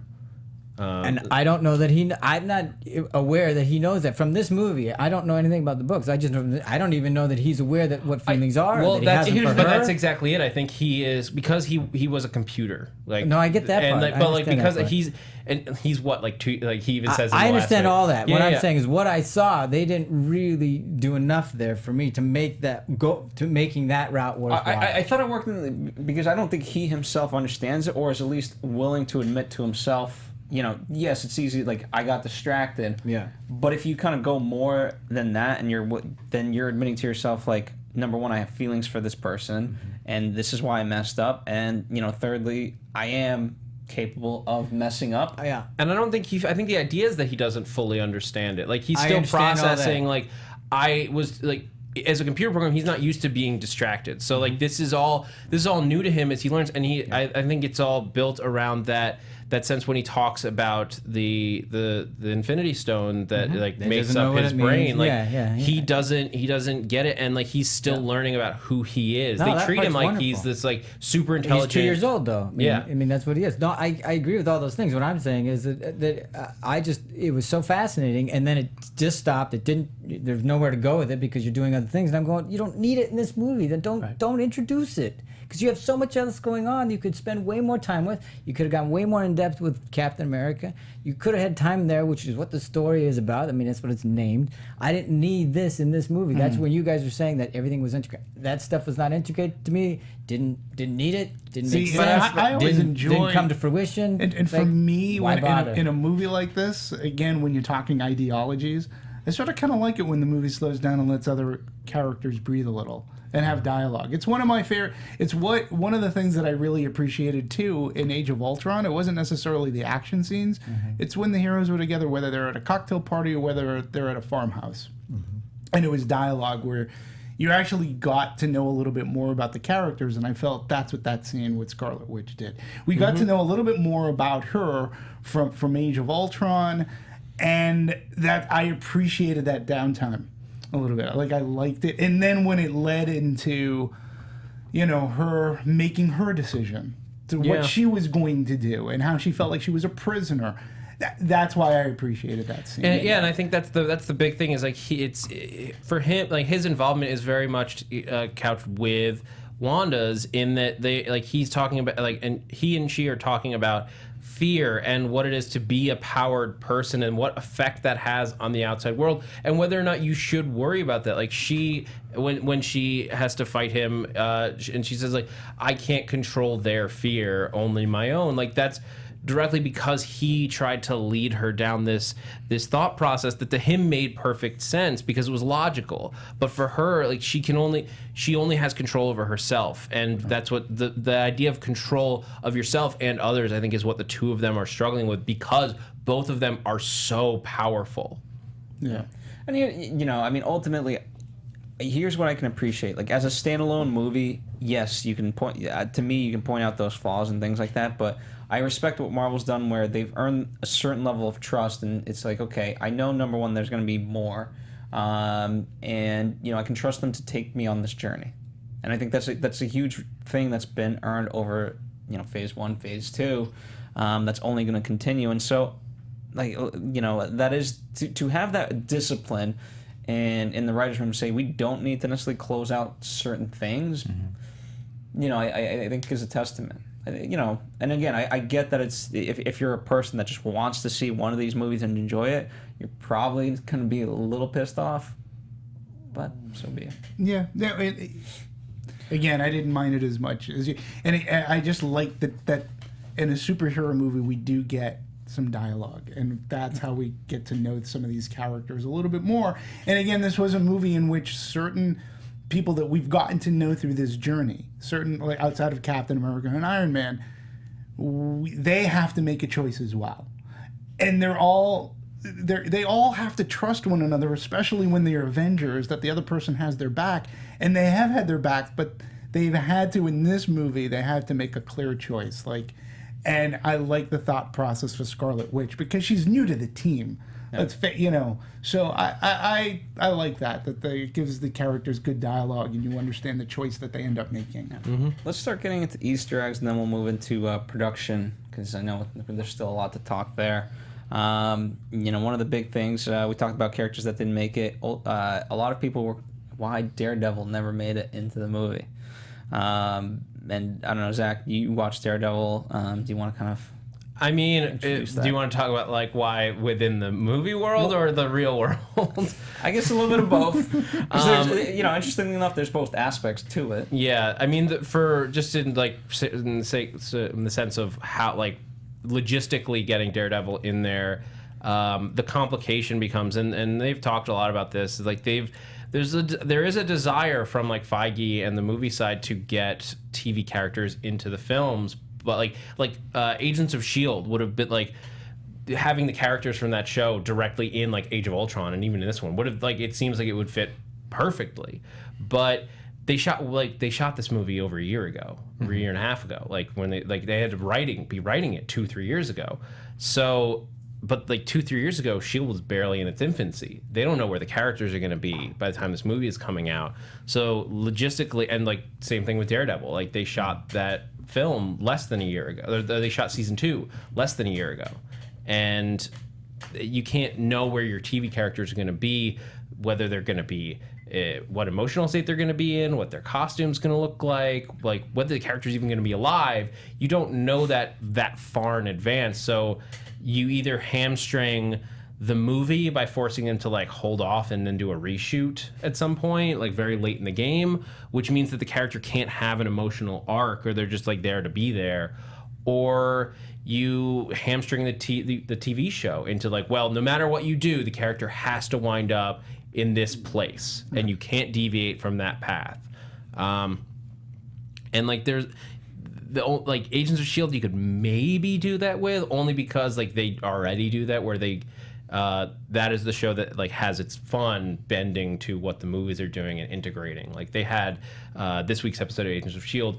directly responded to Civil War, and that like they were dealing with the more wide scope aspect, like repercussions of the Sokovia Accords. Right. And like actually the Superhuman Registration Act from the books is actually hidden in the Sokovia Accords, so that it affects what's going on the show. It's very interesting, but that all just leads to there's no way we could get Daredevil into this. And again, there comes a point to when does it become too much? For me, I mean, Marvel has woven such a tale that I'm just amazed that they've been able to keep it together.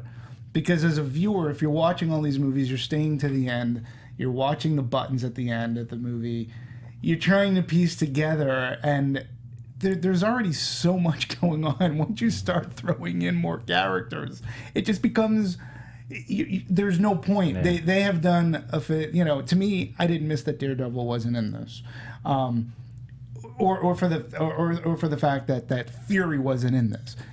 What about a Hulk? He's also not in it. And the choice for that. Spoke to it, yeah. The choice for that was where he left off in Age of Ultron. They wanted to keep him in that place until. And also just like having a Hulk on your side, like very much weights any fighting you're gonna do. Same thing with Thor. Like that's why Thor clone aside in the books, like they don't have like Hulk is not in Civil War. Because it would be he doesn't fit in this story, especially when like if he's the mindless version of Hulk. You can't it doesn't make sense. Like you can't point him to be angry. Like he's also more likely to kill somebody. Exactly. Right. Just get them. But if you have Thor and Hulk, then doesn't it then become an Avengers movie? I mean, there had to have been a point. An Avengers movie. Yeah, I call it. This is an Avengers movie. Yeah, see, to me, well, see, and again, I thought for me they did a great job in, we have some of these characters from the Avengers, but this isn't totally Avengers. This isn't where this isn't where the world needs the Avengers to come together. This is a Captain America story, which is directly comes from Winter Soldier. That's his mission. He's going off to find his friend. And when he's going to accomplish that, and this opens up another thread for him to pull on, and then these Sokovia Accords happen, and to me, it became more, this is a Captain America movie. I don't see it. And this is where I thought it was smart. I wasn't thinking this is an Avengers movie. I'm thinking this is a movie just about these characters who have to pick a side. They are part of a team called the Avengers, but that's why it's called Civil War. I guess they could have called it the Avengers Civil War, but that would have been another movie. That was my thing, is that like I think you don't even have to change the movie, but a different title might have painted people's view of it differently and made it more of an ensemble, just because you go in from the Captain America perspective. Like you're like, just subconsciously you're like, this is Captain America's movie, so he is the guy I'm rooting for. I think is like more people go in with that mindset. So it's an interesting aspect to like how something simple as a title or even half of a title could drastically alter your viewpoint on the whole thing. Absolutely. I agree. Let's get into talking about the directors and everything else. Because there's so much to talk about there, so I want to make sure we give that enough time. But the Russos, their history is quite fantastic, dating back to Arrested Development. Hence why the Boothmobile was at the airport. Yeah, it's super Which weird, but awesome. What? And the Community, Happy Endings, a lot of comedy very early on, and then kind of thrown into this world. I don't have I have the exact quote in the full rundown, but rather than just look for it, I'll kind of paraphrase it where, Kevin Feige says, like, if you can direct something good, then you're pretty much trustworthy. Or make it look interesting. It was make it interesting. And but I find it very interesting. Like, it's funny with Arrested Development. Fox, like they got hired for the pilot, and Fox almost fired them. They even said, one of the Fox executives said, "You can't direct. Like, you can't direct." They win an Emmy. And then they which that's the true Hollywood story. Exactly. Yeah. So Nobody knows. in just making things look interesting, and being able to craft this kind of a movie, they got my attention with Winter Soldier.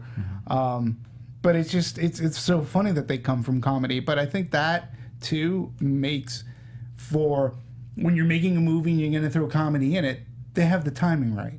They know how a character will, how he should say a line. And I didn't think all of the comedy was just given to Spider-Man. There was that great Mark Furman joke. Tony Stark has always been, always Tony Snark. Tony Snark. But he Tony wasn't. Stank. But he really wasn't in this movie. So, mostly because of what he was dealing with. But he didn't have the quippy lines. Well, but he was also, I But think, the Aunt May line, come on. That's true.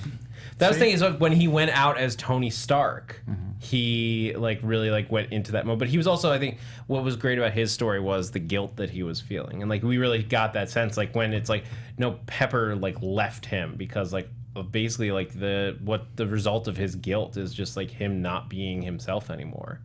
But he occasionally slips into that quippy mode, and it's just it's his natural state.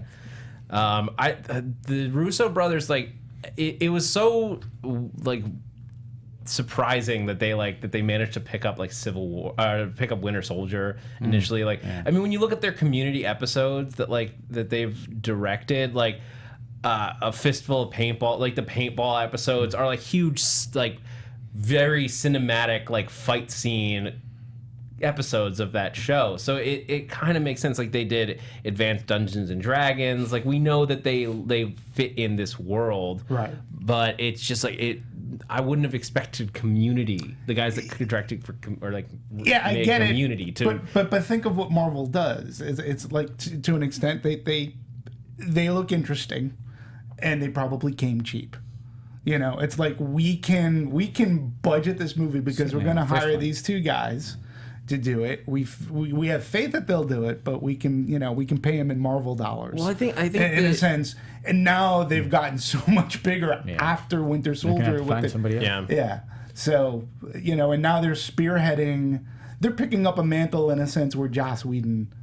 Because now they're filming the next Avengers movie. Yeah, the next two. So which we'll talk about legacy and stuff later. But but Marvel has they're starting to do this more and more. Is they're what are interesting directors out there? Not necessarily well-known directors, but who is someone that would take this in a different direction? They're not looking for big action directors. They're looking for who's going to do especially at this point where people are feeling that superhero fatigue a little bit. Yeah, and but I also think I think it's the industry. They're looking for people who make it in a different direction, as long as we can control. Well, to an extent, They want it so they want somebody who's young and wants to do features because this is their foray into it. Again, your trade-off is you'll get famous, but we get to control. And again, I do think that it has to do with budgeting, but Hollywood itself, not just Marvel. When you look at it, hiring Gareth Edwards to do Godzilla, nobody knew who the hell this guy was, but yet Sony was gonna say, or was Warner Brothers is we're gonna get this guy who did this independent film. We don't have to pay him a ton of money now. We'll see what this get. He has an interesting vision.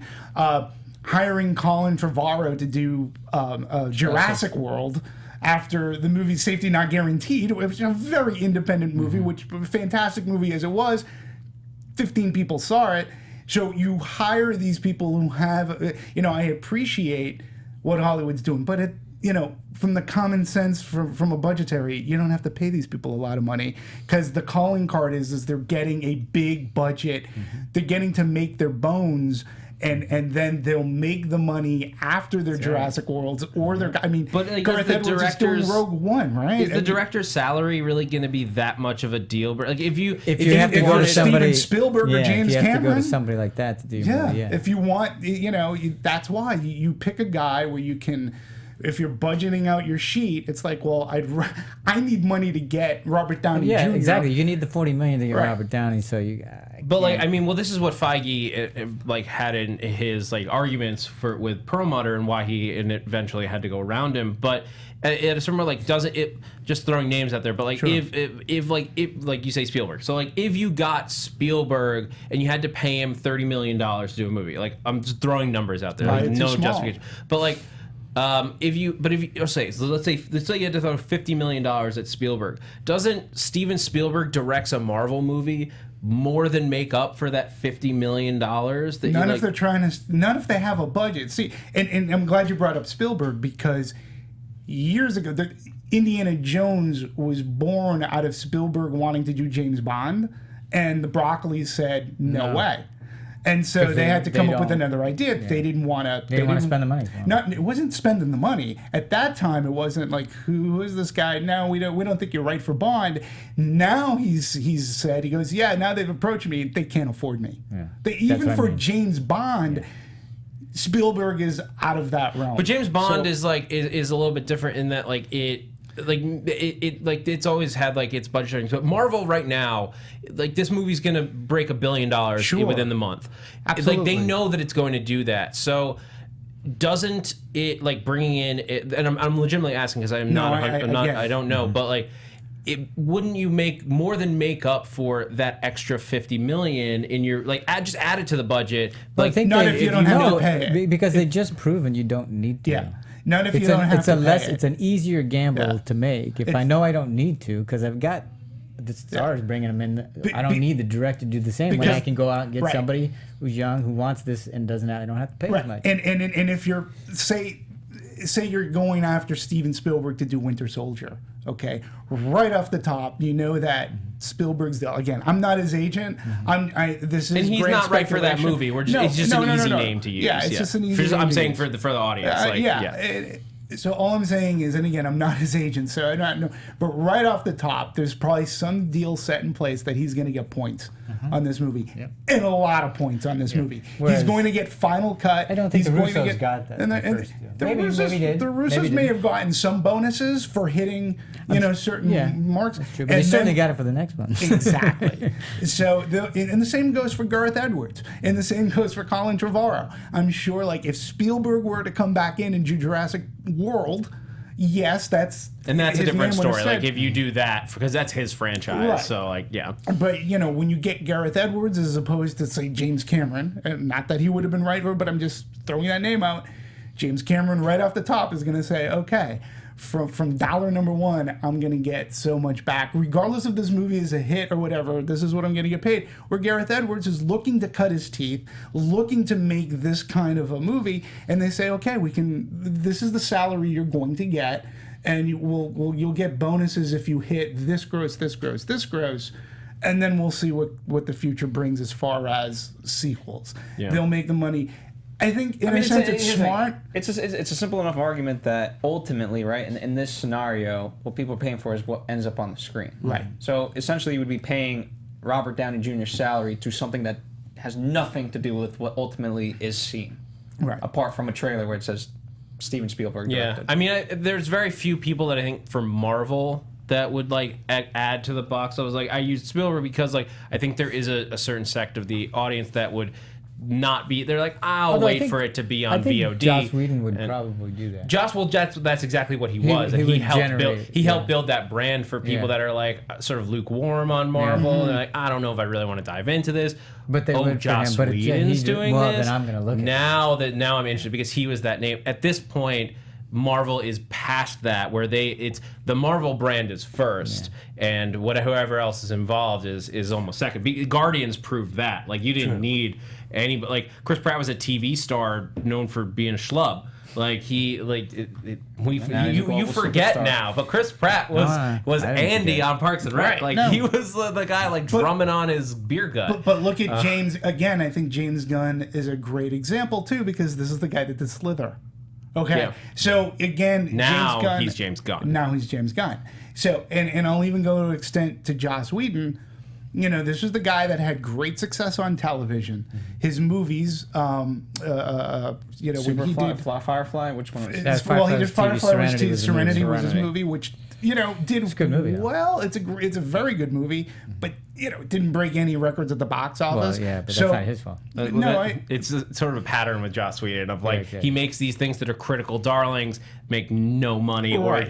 get no ratings. Yeah, and so bringing him into Marvel, he got into Marvel because more or less at the time too, DC said, "Nah, we don't want your Wonder Woman." You know, they had him in. So Marvel says, "Well, we'd love to have you. We know that you're a comic book writer. We know that you have passion for these characters. You have geek cred, so you know, and nerd cred. So we're gonna get you in here." And I'm sure for the first Avengers movie, he may not have. I'm sure he made out well, yeah. but he made out way more going into Ultron because he helped weave that gap of movies between Avengers. He was the and executive Ultron. producer Yeah. on So- all of Marvel through Phase 2. Yeah, and so he had his hand in that. You know, I think it's a smart thing. What I would love to see personally, I would love to see more women directors get the opportunity And that they're there's- giving to the Gareth Edwards of the world and the Colin Trevorrows. Not that they're bad directors, but it would be fantastic to Yeah, and to all build that up signs too. indicate that Captain Marvel will be directed by a female director. They haven't announced who yet. They haven't even announced casting. I think everyone's expecting it at Comic-Con this year. So But the Russo brothers have, to go back to this movie, I think have done a fantastic job. What they've shown that they're capable of is telling a good story that just happens to have superheroes in it. And like, especially between Winter Soldier, which was like one of the best political thrillers that has been in years, and I would argue is as a movie better than Civil War. As a fan, Civil War is just a feast for the senses, and it's just like a blast for any Marvel fan. But Winter Soldier is just a rock solid movie Yeah, I from start agree. to finish. Oh, I agree. But they've proven that they know how to handle the story aspects beyond just the spectacle, and I think that's what's so impressive about what they've done here. I agree. And I mean, in terms of, I actually think that from them shooting it to them editing it to the time that it went out was lightning fast. Yeah. It really was. But in terms of the cinematography, so it's Trent Opelach, I think is how you say it. He also did Winter Soldier and District 9 and Chappie and Elysium. So a lot of kind of sci-fi-ish movies. And, you know, the Russo brothers have cited Seven and Fargo as kind of inspirations, at least certainly in terms of the look. And this had a nice gritty feel to it. It got darker and darker kind of throughout. And Michael Mann. Michael Mann's one of That's their one of the biggest, influences, influences as well. And I mean, there's so much between the lighting and what they used sound design wise and lighting wise, how to make this movie. I thought was fantastic, because the whole concept was, how are we going to make this a cinematic, like, Marvel? I use that on purpose. intended. but- Drum, I get it. you know, how are we going to make this, like, we want the lighting on this movie, we want this to pop from the screen. I know that they consulted with Dolby and Dolby Vision, and they geared this movie to make it so that it was like laser projection, so we had the brights being as bright as they can be, the darks being what they should be, lighting levels, and sound wise. How are we going to sound edit this movie? We want this to be and that was their goal. We want this to be a very cinematic experience, and that I respect. I mean, when you're given the budget, which was around $250 million, is from what I understand, the mere fact that you you are going out and all your production people working together. You're making this a cinematic event. And I found that to be fantastic. Even going from how do you make Robert Downey Jr. look like he was in Less Than Zero? You know, That was so creepy. It was. It was amazing. Like they showed off this tech with Michael Douglas and Ant-Man, but like this was a whole other level. It was. There's some really interesting articles. I thought the parallels to Tom Holland was good too. The way that he looked at me. Yeah. That he's another version of himself. I thought that was interesting. Go ahead. No, that's actually a really good point. There's no, this is the same sort of technology. So it's Lola VFX is the company that delivered, all of this. They also did Brad Pitt in Curious Case of Benjamin Button. But now the Hollywood Reporter kind of came out with an article about like, is this going to be a new trend where you have actors and actresses and you just almost basically equivalent to Photoshop them in real time and you're never going to know the difference. Well, it's Meghan Trainor. I think you have made. You know the difference. Like I think if there's a lot of screen time given to it, you know the difference. But in the case of Michael Douglas, in the case of Robert Downey Jr., it's not like there's a ton of screen time given to the shot. It just sort of like you go, huh. Okay, that's weird, and then the scene's done, so they don't overdo it when you really notice it. But almost the entire scene, you're going, "Wow, look at that!" Aren't you barely paying attention to the scene because you're going, He looks like wow. Well, to be honest, I think that- it's 16. I think it worked great for that Why did scene. they put a zit on him? It worked great for that scene because that entire scene is so hokey that I don't think it actually ultimately belongs because he's like, and his he's memory just, anyway. this is how it should have happened. Exactly. Right. Then it made sense. So so I appreciate it for that exactly. side. Because as it was happening, I'm going, what is? Because Yeah, it they're- didn't seem. And then when he steps into it, that's why. Yeah, we're looking at like Michael Douglas. Like, look at that image. Yeah. It's just super. It's like it's impressive. But like when somebody gets up in the background, like he's got the hat on. I'm like, is that another actor? Like they did a good forward. It's just like, oh, what? Yeah, I mean it's great for shaving off the ears, but if I he was couldn't on- stop laughing. Like I was, but in a good way. Like I'm just Right. like that is insane. Yeah. It is hysterical. But let me ask though, if it was granted any more screen time, Well, then it becomes like I think- then well, you notice But the flaws. Yeah, in the, yeah, but also you're gonna The get devil used to in the that look details. as the more and more they use it, you'll get used to it. It won't take you out of the movie as much, and the longer that goes on, the less likely it is it's gonna. Pull I you don't in. know. Oh I yeah, and could on just- repeat viewings, like it goes away. The fascination. Right. It's just the first time seeing it again because it was so like the Michael Douglas thing was in Ant-Man was impressive, but I also knew it was coming. I had heard about it. But this one caught me so. I was laughing because it caught me so by surprise. Dare I that say they were because it doing was a stark difference. I originally thought the guy in the background was Happy Hogan. Like a young Happy Hogan. John Favreau's just like running around. Hilarious. I do wonder where Happy is. I guess he's probably off with Pepper. Happy, yeah. I mean, or they just couldn't get Gwyneth Paltrow. They spent it on Exactly. Robert Downey. And again, what would she have added? Not much. In fact, her being away is actually Yeah, they a very used interesting it plot to point. their advantage with his Absolutely. motivation. So, that was good. So the composer Henry Jackman, he also did Captain America: Winter Soldier. So a lot of repeats from that movie to here, which I appreciate. In terms of it being a through line. This man's actually done quite a bit. X-Men: First Class, the TV series Man in the High Castle, Pixels, although not the most We rated. like this. Kingsman, The Interview, Big Hero 6, Captain Phillips, both kick-ass movies, and Wreck-It Ralph. So he runs the spectrum of as far as scores go. And he said this entire thing took about 4 or 5 months. Yeah. He said I had 115 minutes worth of music to put in this, and he made it, and he wanted to make this a much different soundtrack than Winter Soldier. And it's interesting, as I was doing my notes for Civil War, I listened to Civil War, and then I put on Winter Soldier, and they are two completely different soundtracks. Interesting. Winter Soldier, and he admits, Winter Soldier, he uses a lot of electronics. And then there's just tons, especially when the Winter Soldier shows up. And in this one, he wanted to go all orchestral. And you can hear, I mean, there's such a difference in tone from a soundtrack side of things that you would almost think that there were two different composers.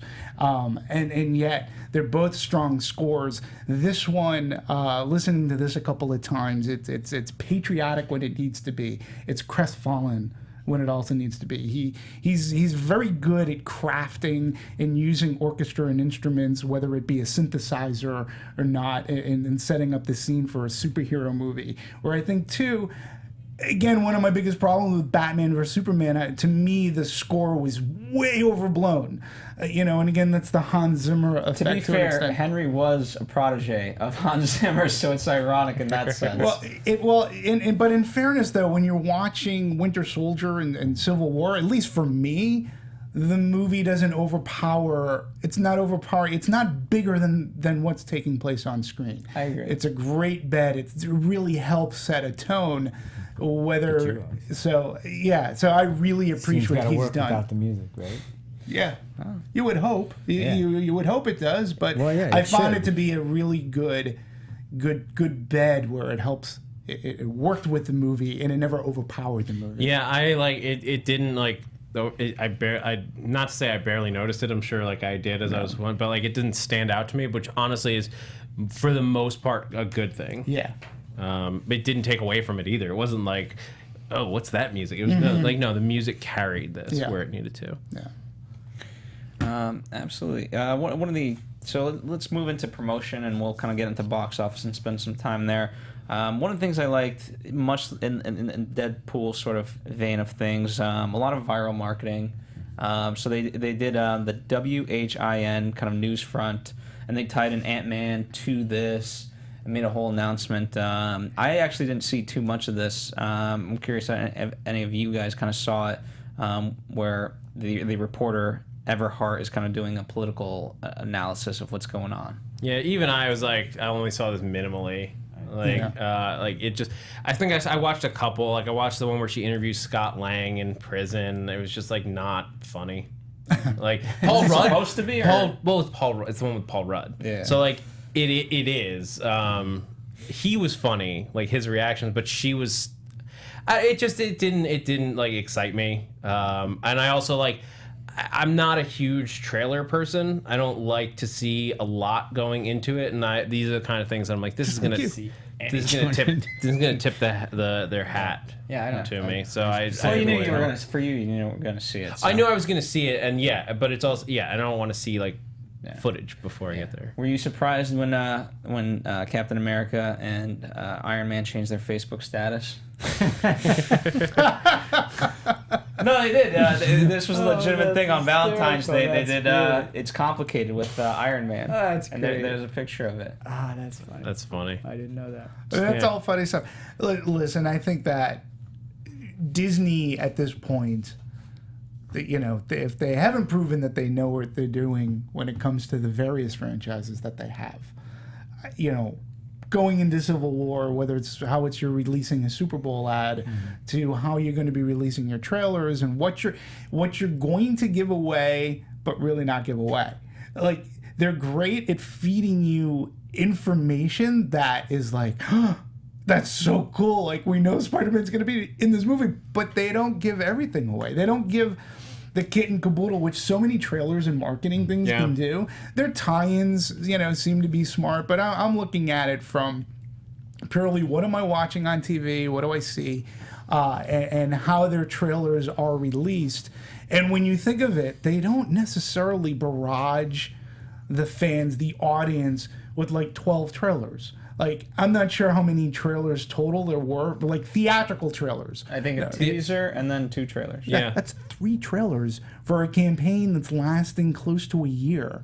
Most studios will try to they'll barrage you with trailers, and then there's the, I'm sure they have the clips. Online now has become big where they do clips. Personally, I try not to watch the clips because I think the clips. To be fair, the Audi commercial gave away a lot to people.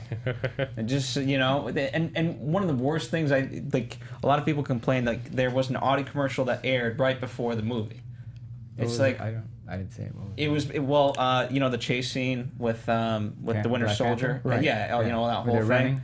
and obviously there's Audis involved in it, and so they made a commercial. They expanded upon it and made a commercial, and that's been screened before the movie, and a lot of people were kind of complaining. And That's doesn't Tony drive an Audi?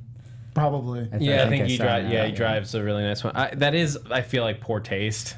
Yeah. To show like a sequence, like there was different when they had like for the last James Bond, Spectre. Right. They had the scene with Heineken in the Sure. speedboat, and like it looked like it would have been part of the movie. Right. And then I went inside, and it actually wasn't in there, which Yeah. I was impressed. Like it looked like they just shot an extra scene, Batman as versus- opposed to just here's a scene from the movie that we like focused on the car a little more. Well, Batman vs Superman did something similar with whatever car at the beginning that Rolls-Royce? I don't even know. that Bruce Wayne was in at the very beginning. was of the it? I know they movie. did the It was Turkish a Airlines Ford thing.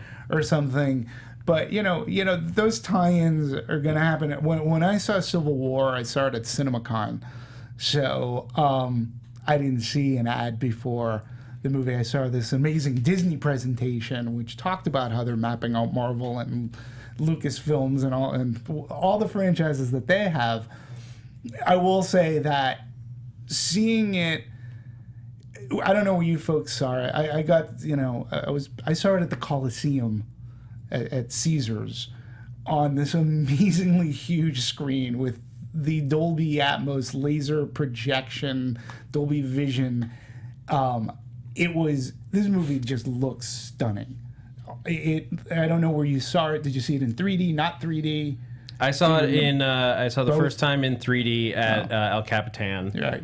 Um, Great theater, Yeah, right? it was especially for an opening night because we saw it like Thursday night. Like it was the perfect crowd. To be fair, I don't think it needed 3D. I saw it both ways. Yeah, I saw it in 2D And I as well. prefer the 2D a little bit better. It was done in post where the 3D was applied to it, and I didn't need it. I didn't like it. I mean, the thing with the done in post thing is like it's irrelevant at this point. Like the tech is so good, like you don't need to shoot native. Right. It's all about how much time you put in. Like I know people who work in stereo, and like it's all about just how much effort you put in, because you can make a movie that looks way better with post conversion than native 3D if you just put the time and money into it, because it's a long and it's a very expensive process to get it done right. I will say this, that Disney did not screen Civil War in 3D at CinemaCon.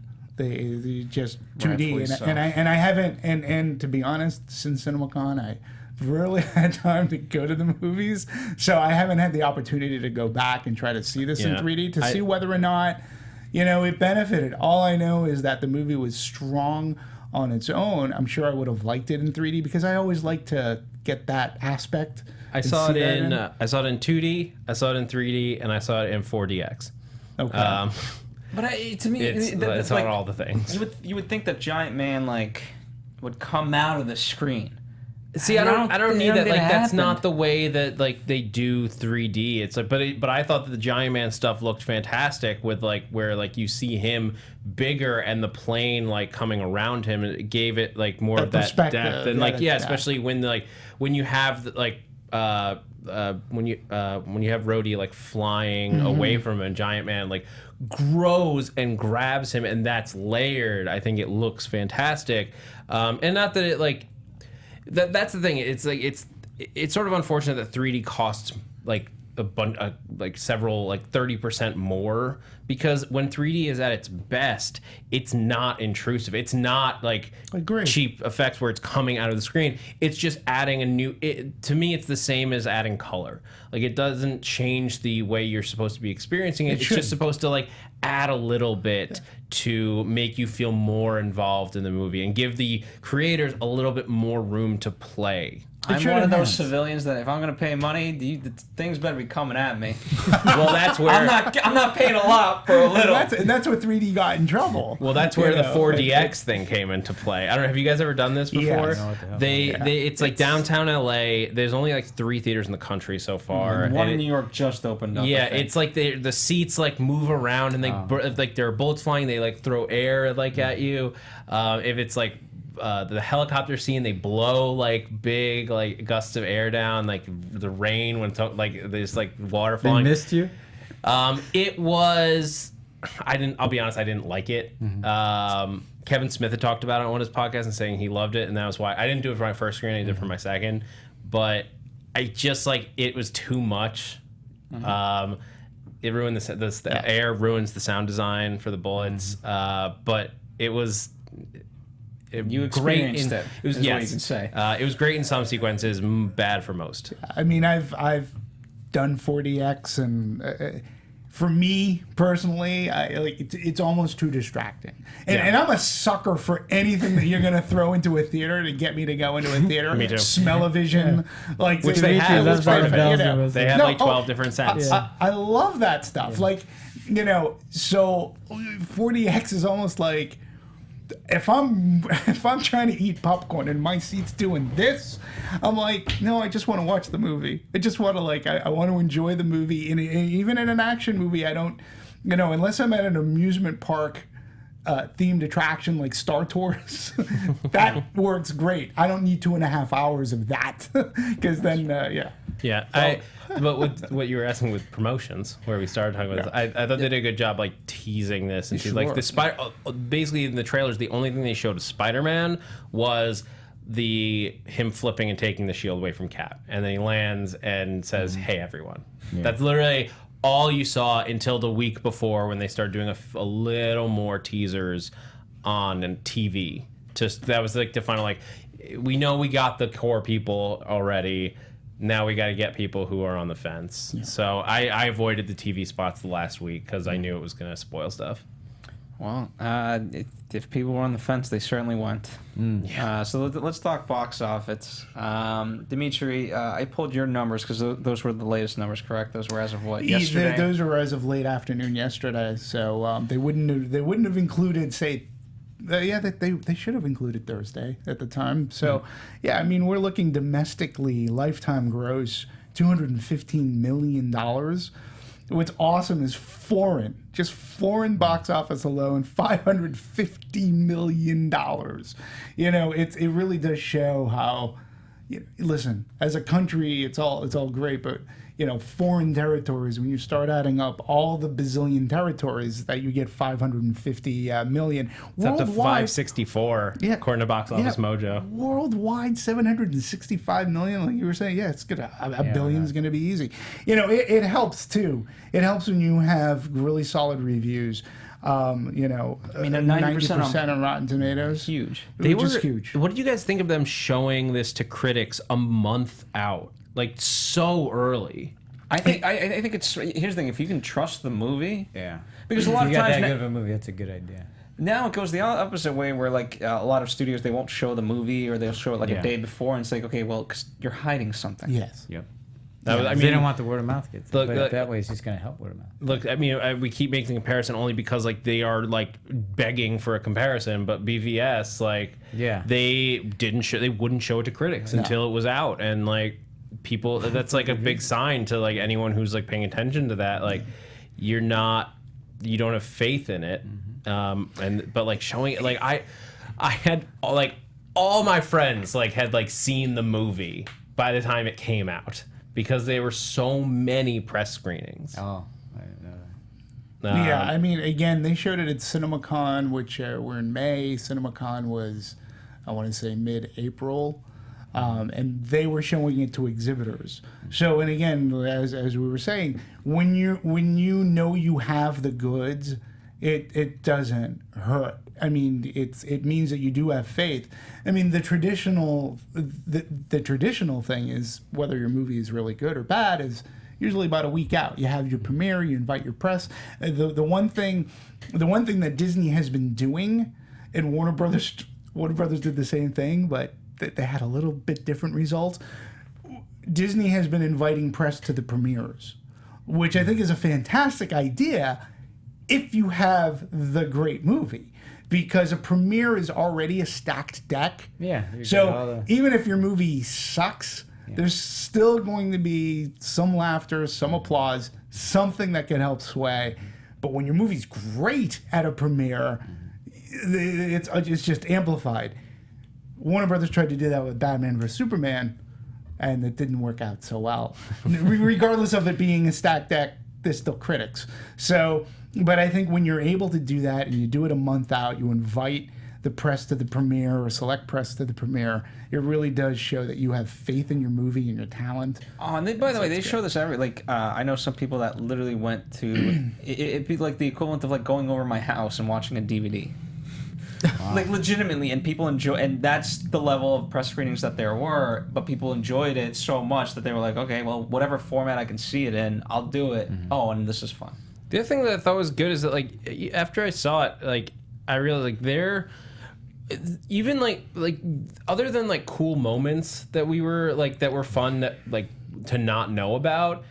There wasn't a lot to spoil. There wasn't like a huge twist, like death of a character or like anything that was going to leak out that like nobody already knew about. Like if you'd been paying attention like to everything that was coming out, like we knew about Giant Man, like we knew about Spider-Man, we knew about Black Panther. I feel stupider now that you're saying these I things. didn't know any of Well, this. it's only because I'm like for Popcorn Talk, like I produce Marvel movie news every week in the booth, and like that's so I know everything comes out because we are talking about it and the fans are talking about it, and like so when Funko announces we're making a pop toy of Giant Man, like you know it's gonna be in the movie. Right. So, and it's just like, it's a little thing, but like, so you know, but like there was nothing in the movie that was going to be spoiled. So I think that probably helped their like, sure, we can show it to critics because they're not going to ruin the movie. Like, if you had come out with, by the way, like, X person dies at the end, like some other unnamed movies, like the appeal goes down because you know what the you know what the twist is, you know what the end. There wasn't a twist. It also didn't necessarily need it. Right. I agree. All right. Well, before we go, I think something else should be interesting that I think is interesting regarding box office. This was number 1 for the weekend. What was number 2? Jungle Book. Who put out Jungle Book? Disney. Yeah, I mean, you know, Disney is right now the studio. I always say that studios' success and failures, it's all cyclical. Sometimes Universal can be up top. They're going to have a stellar year one year, and then the next year it's going to dip a little. Same thing with Fox, Paramount. Disney's on this roll, and the way that they're releasing their films throughout the entire year, I don't know where their cycle dips. I mean, unless people just get tired of Marvel movies, or unless people get tired of Star Wars movies, or unless people get tired of animation, like period, animation. Like I can't see in the foreseeable future right now where they have that cycle that every other studio, has to succumb to. Don't put it past them; they'll figure it out. I don't know. I mean, maybe, but I don't know how soon that's going to be. I don't think it's going to be soon. I think it's going to be. I'm just going to take a little bit. I mean, even if it's like 2030, right? But I think eventually someone's going to pivot and figure something. I mean, that's. Oh yeah. I know History it happens. shows anything. I don't disagree with you, but when you look at Disney's timeline of films and what they're coming out with, they'll bring somebody will retire, somebody will go somewhere else, and somebody else will come in and they'll screw it up. They will. They will because they go, that was History always hers, repeats. or that was his. I'm going to do my own thing. I get it. Okay, well, let's just sticking to Marvel and this in particular, right? So the next sequels, coming up for at least the Russo brothers, Infinity War, Part 1 and Part 2. Yeah, which they came out and said that it is not going to be like Part 1, Part 2, like the way that you think of like Harry Potter and the Deathly Hallows, Part 1, Part 2. It's it's just a placeholder name. It's going to be 2 Avengers movies with different titles and different. They said they probably connect. Obviously, the story's going to connect, but like different. They specifically different feels. Like they're going to feel like 2 separate movies. Like if I had to put my mind on it, it'd probably be like Secret Event. The first one I think after this movie, with the ending that we got, is probably going to be Secret Avengers. Which is more like the underground, like Captain America, but not like when he's like not known as Cap, and like the question of who takes up Captain America's shield after this. Like there's precedence for just a random unknown doing it, and having that title, and then like the funny thing was in the little Volkswagen Beetle, you had 3 guys who are all Captain America at one point or another. Like Bucky picks up Cap's shield after he dies. Right now, Sam Wilson is Captain America. I would put money on the next Cap being Falcon, being Sam Wilson, more than Bucky. It fits with Bucky's what asleep. they're doing. Yeah, he's Well, but he could come back and then late after Infinity War and everything. Yeah, fair enough. So I think the biggest thing that Marvel has to deal with is the eventuality that Robert Downey Jr. is going to say, don't want to do it anymore. You know, it's like just, you know, I know you're going to add another 0 to that check, which is fine, but I'm already like, you know, I already have it. And you know, he almost wasn't in Civil War, and you know, it's been theorized like once he hangs up his Iron Man mask, you know, they're gonna the Russo brothers, we're gonna have to figure out a way to just make Iron Man disappear. Like it's like he's made that such his character, and you know that he's glad to do it. He loves the fandom, and this totally, you know, between Kiss Kiss Bang Bang and then going into Iron Man, so rejuvenated his career where he can do a movie like The Judge. I want to see more of that from him, but you know, the eventuality is going to happen that Iron Man either is not going to be in the movies anymore, or they're going to have a tough time. Well, there's filling those shoes.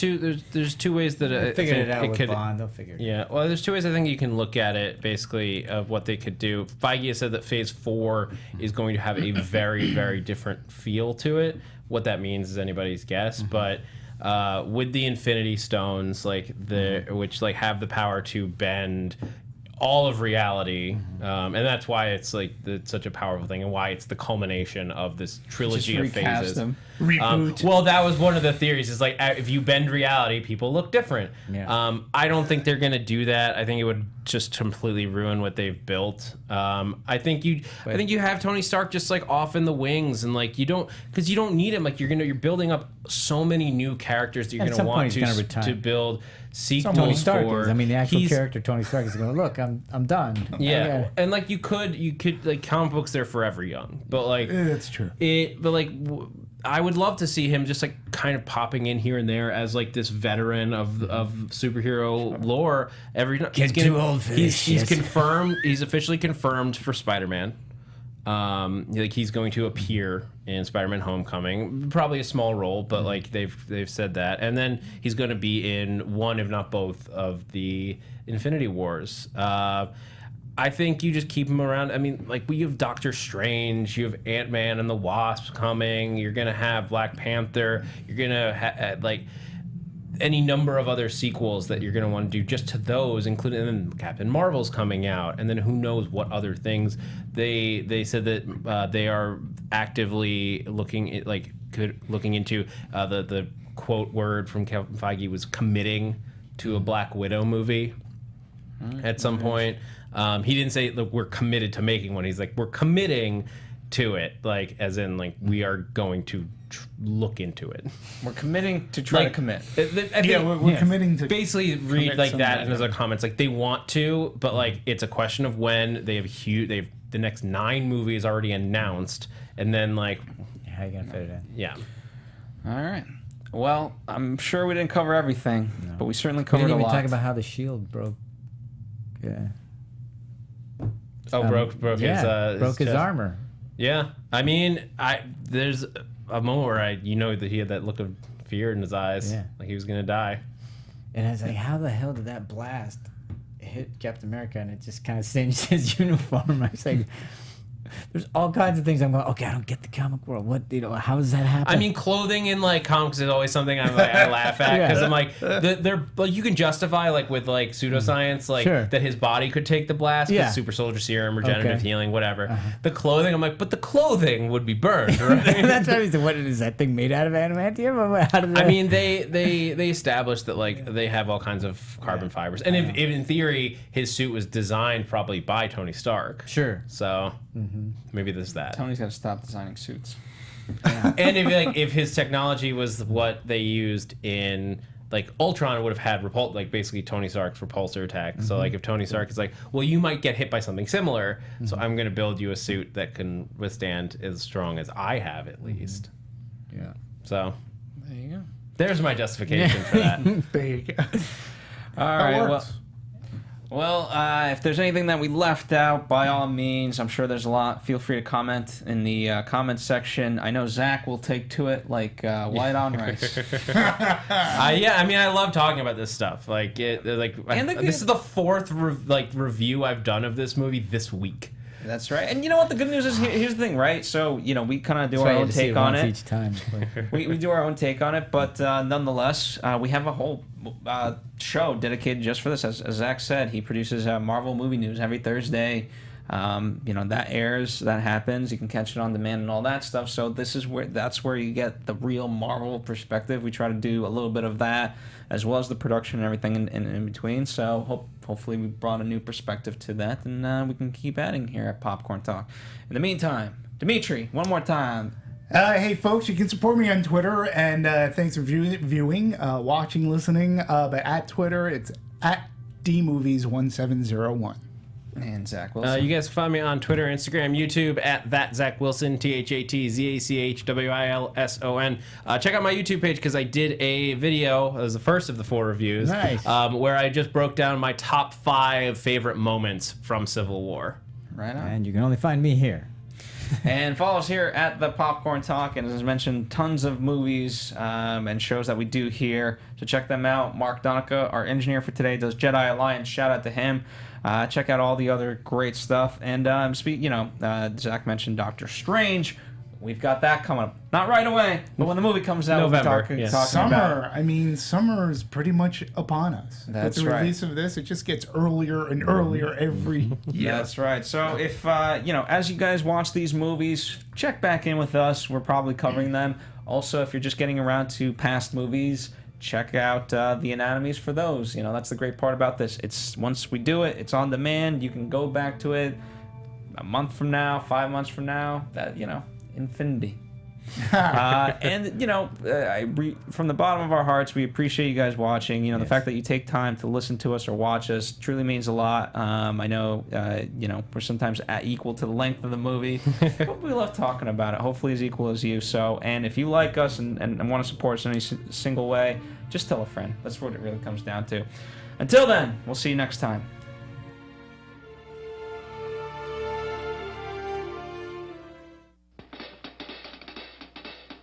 From producers Maria Menounos, Kevin Undergaro, Phil Svitek, and the rest of the Anatomy of a Movie staff, we would like to thank you for listening and subscribing to the show. If you have any questions or comments, feel free to email or tweet us. I'm Sir Richard Wentworth, and this has been Anatomy of a Movie.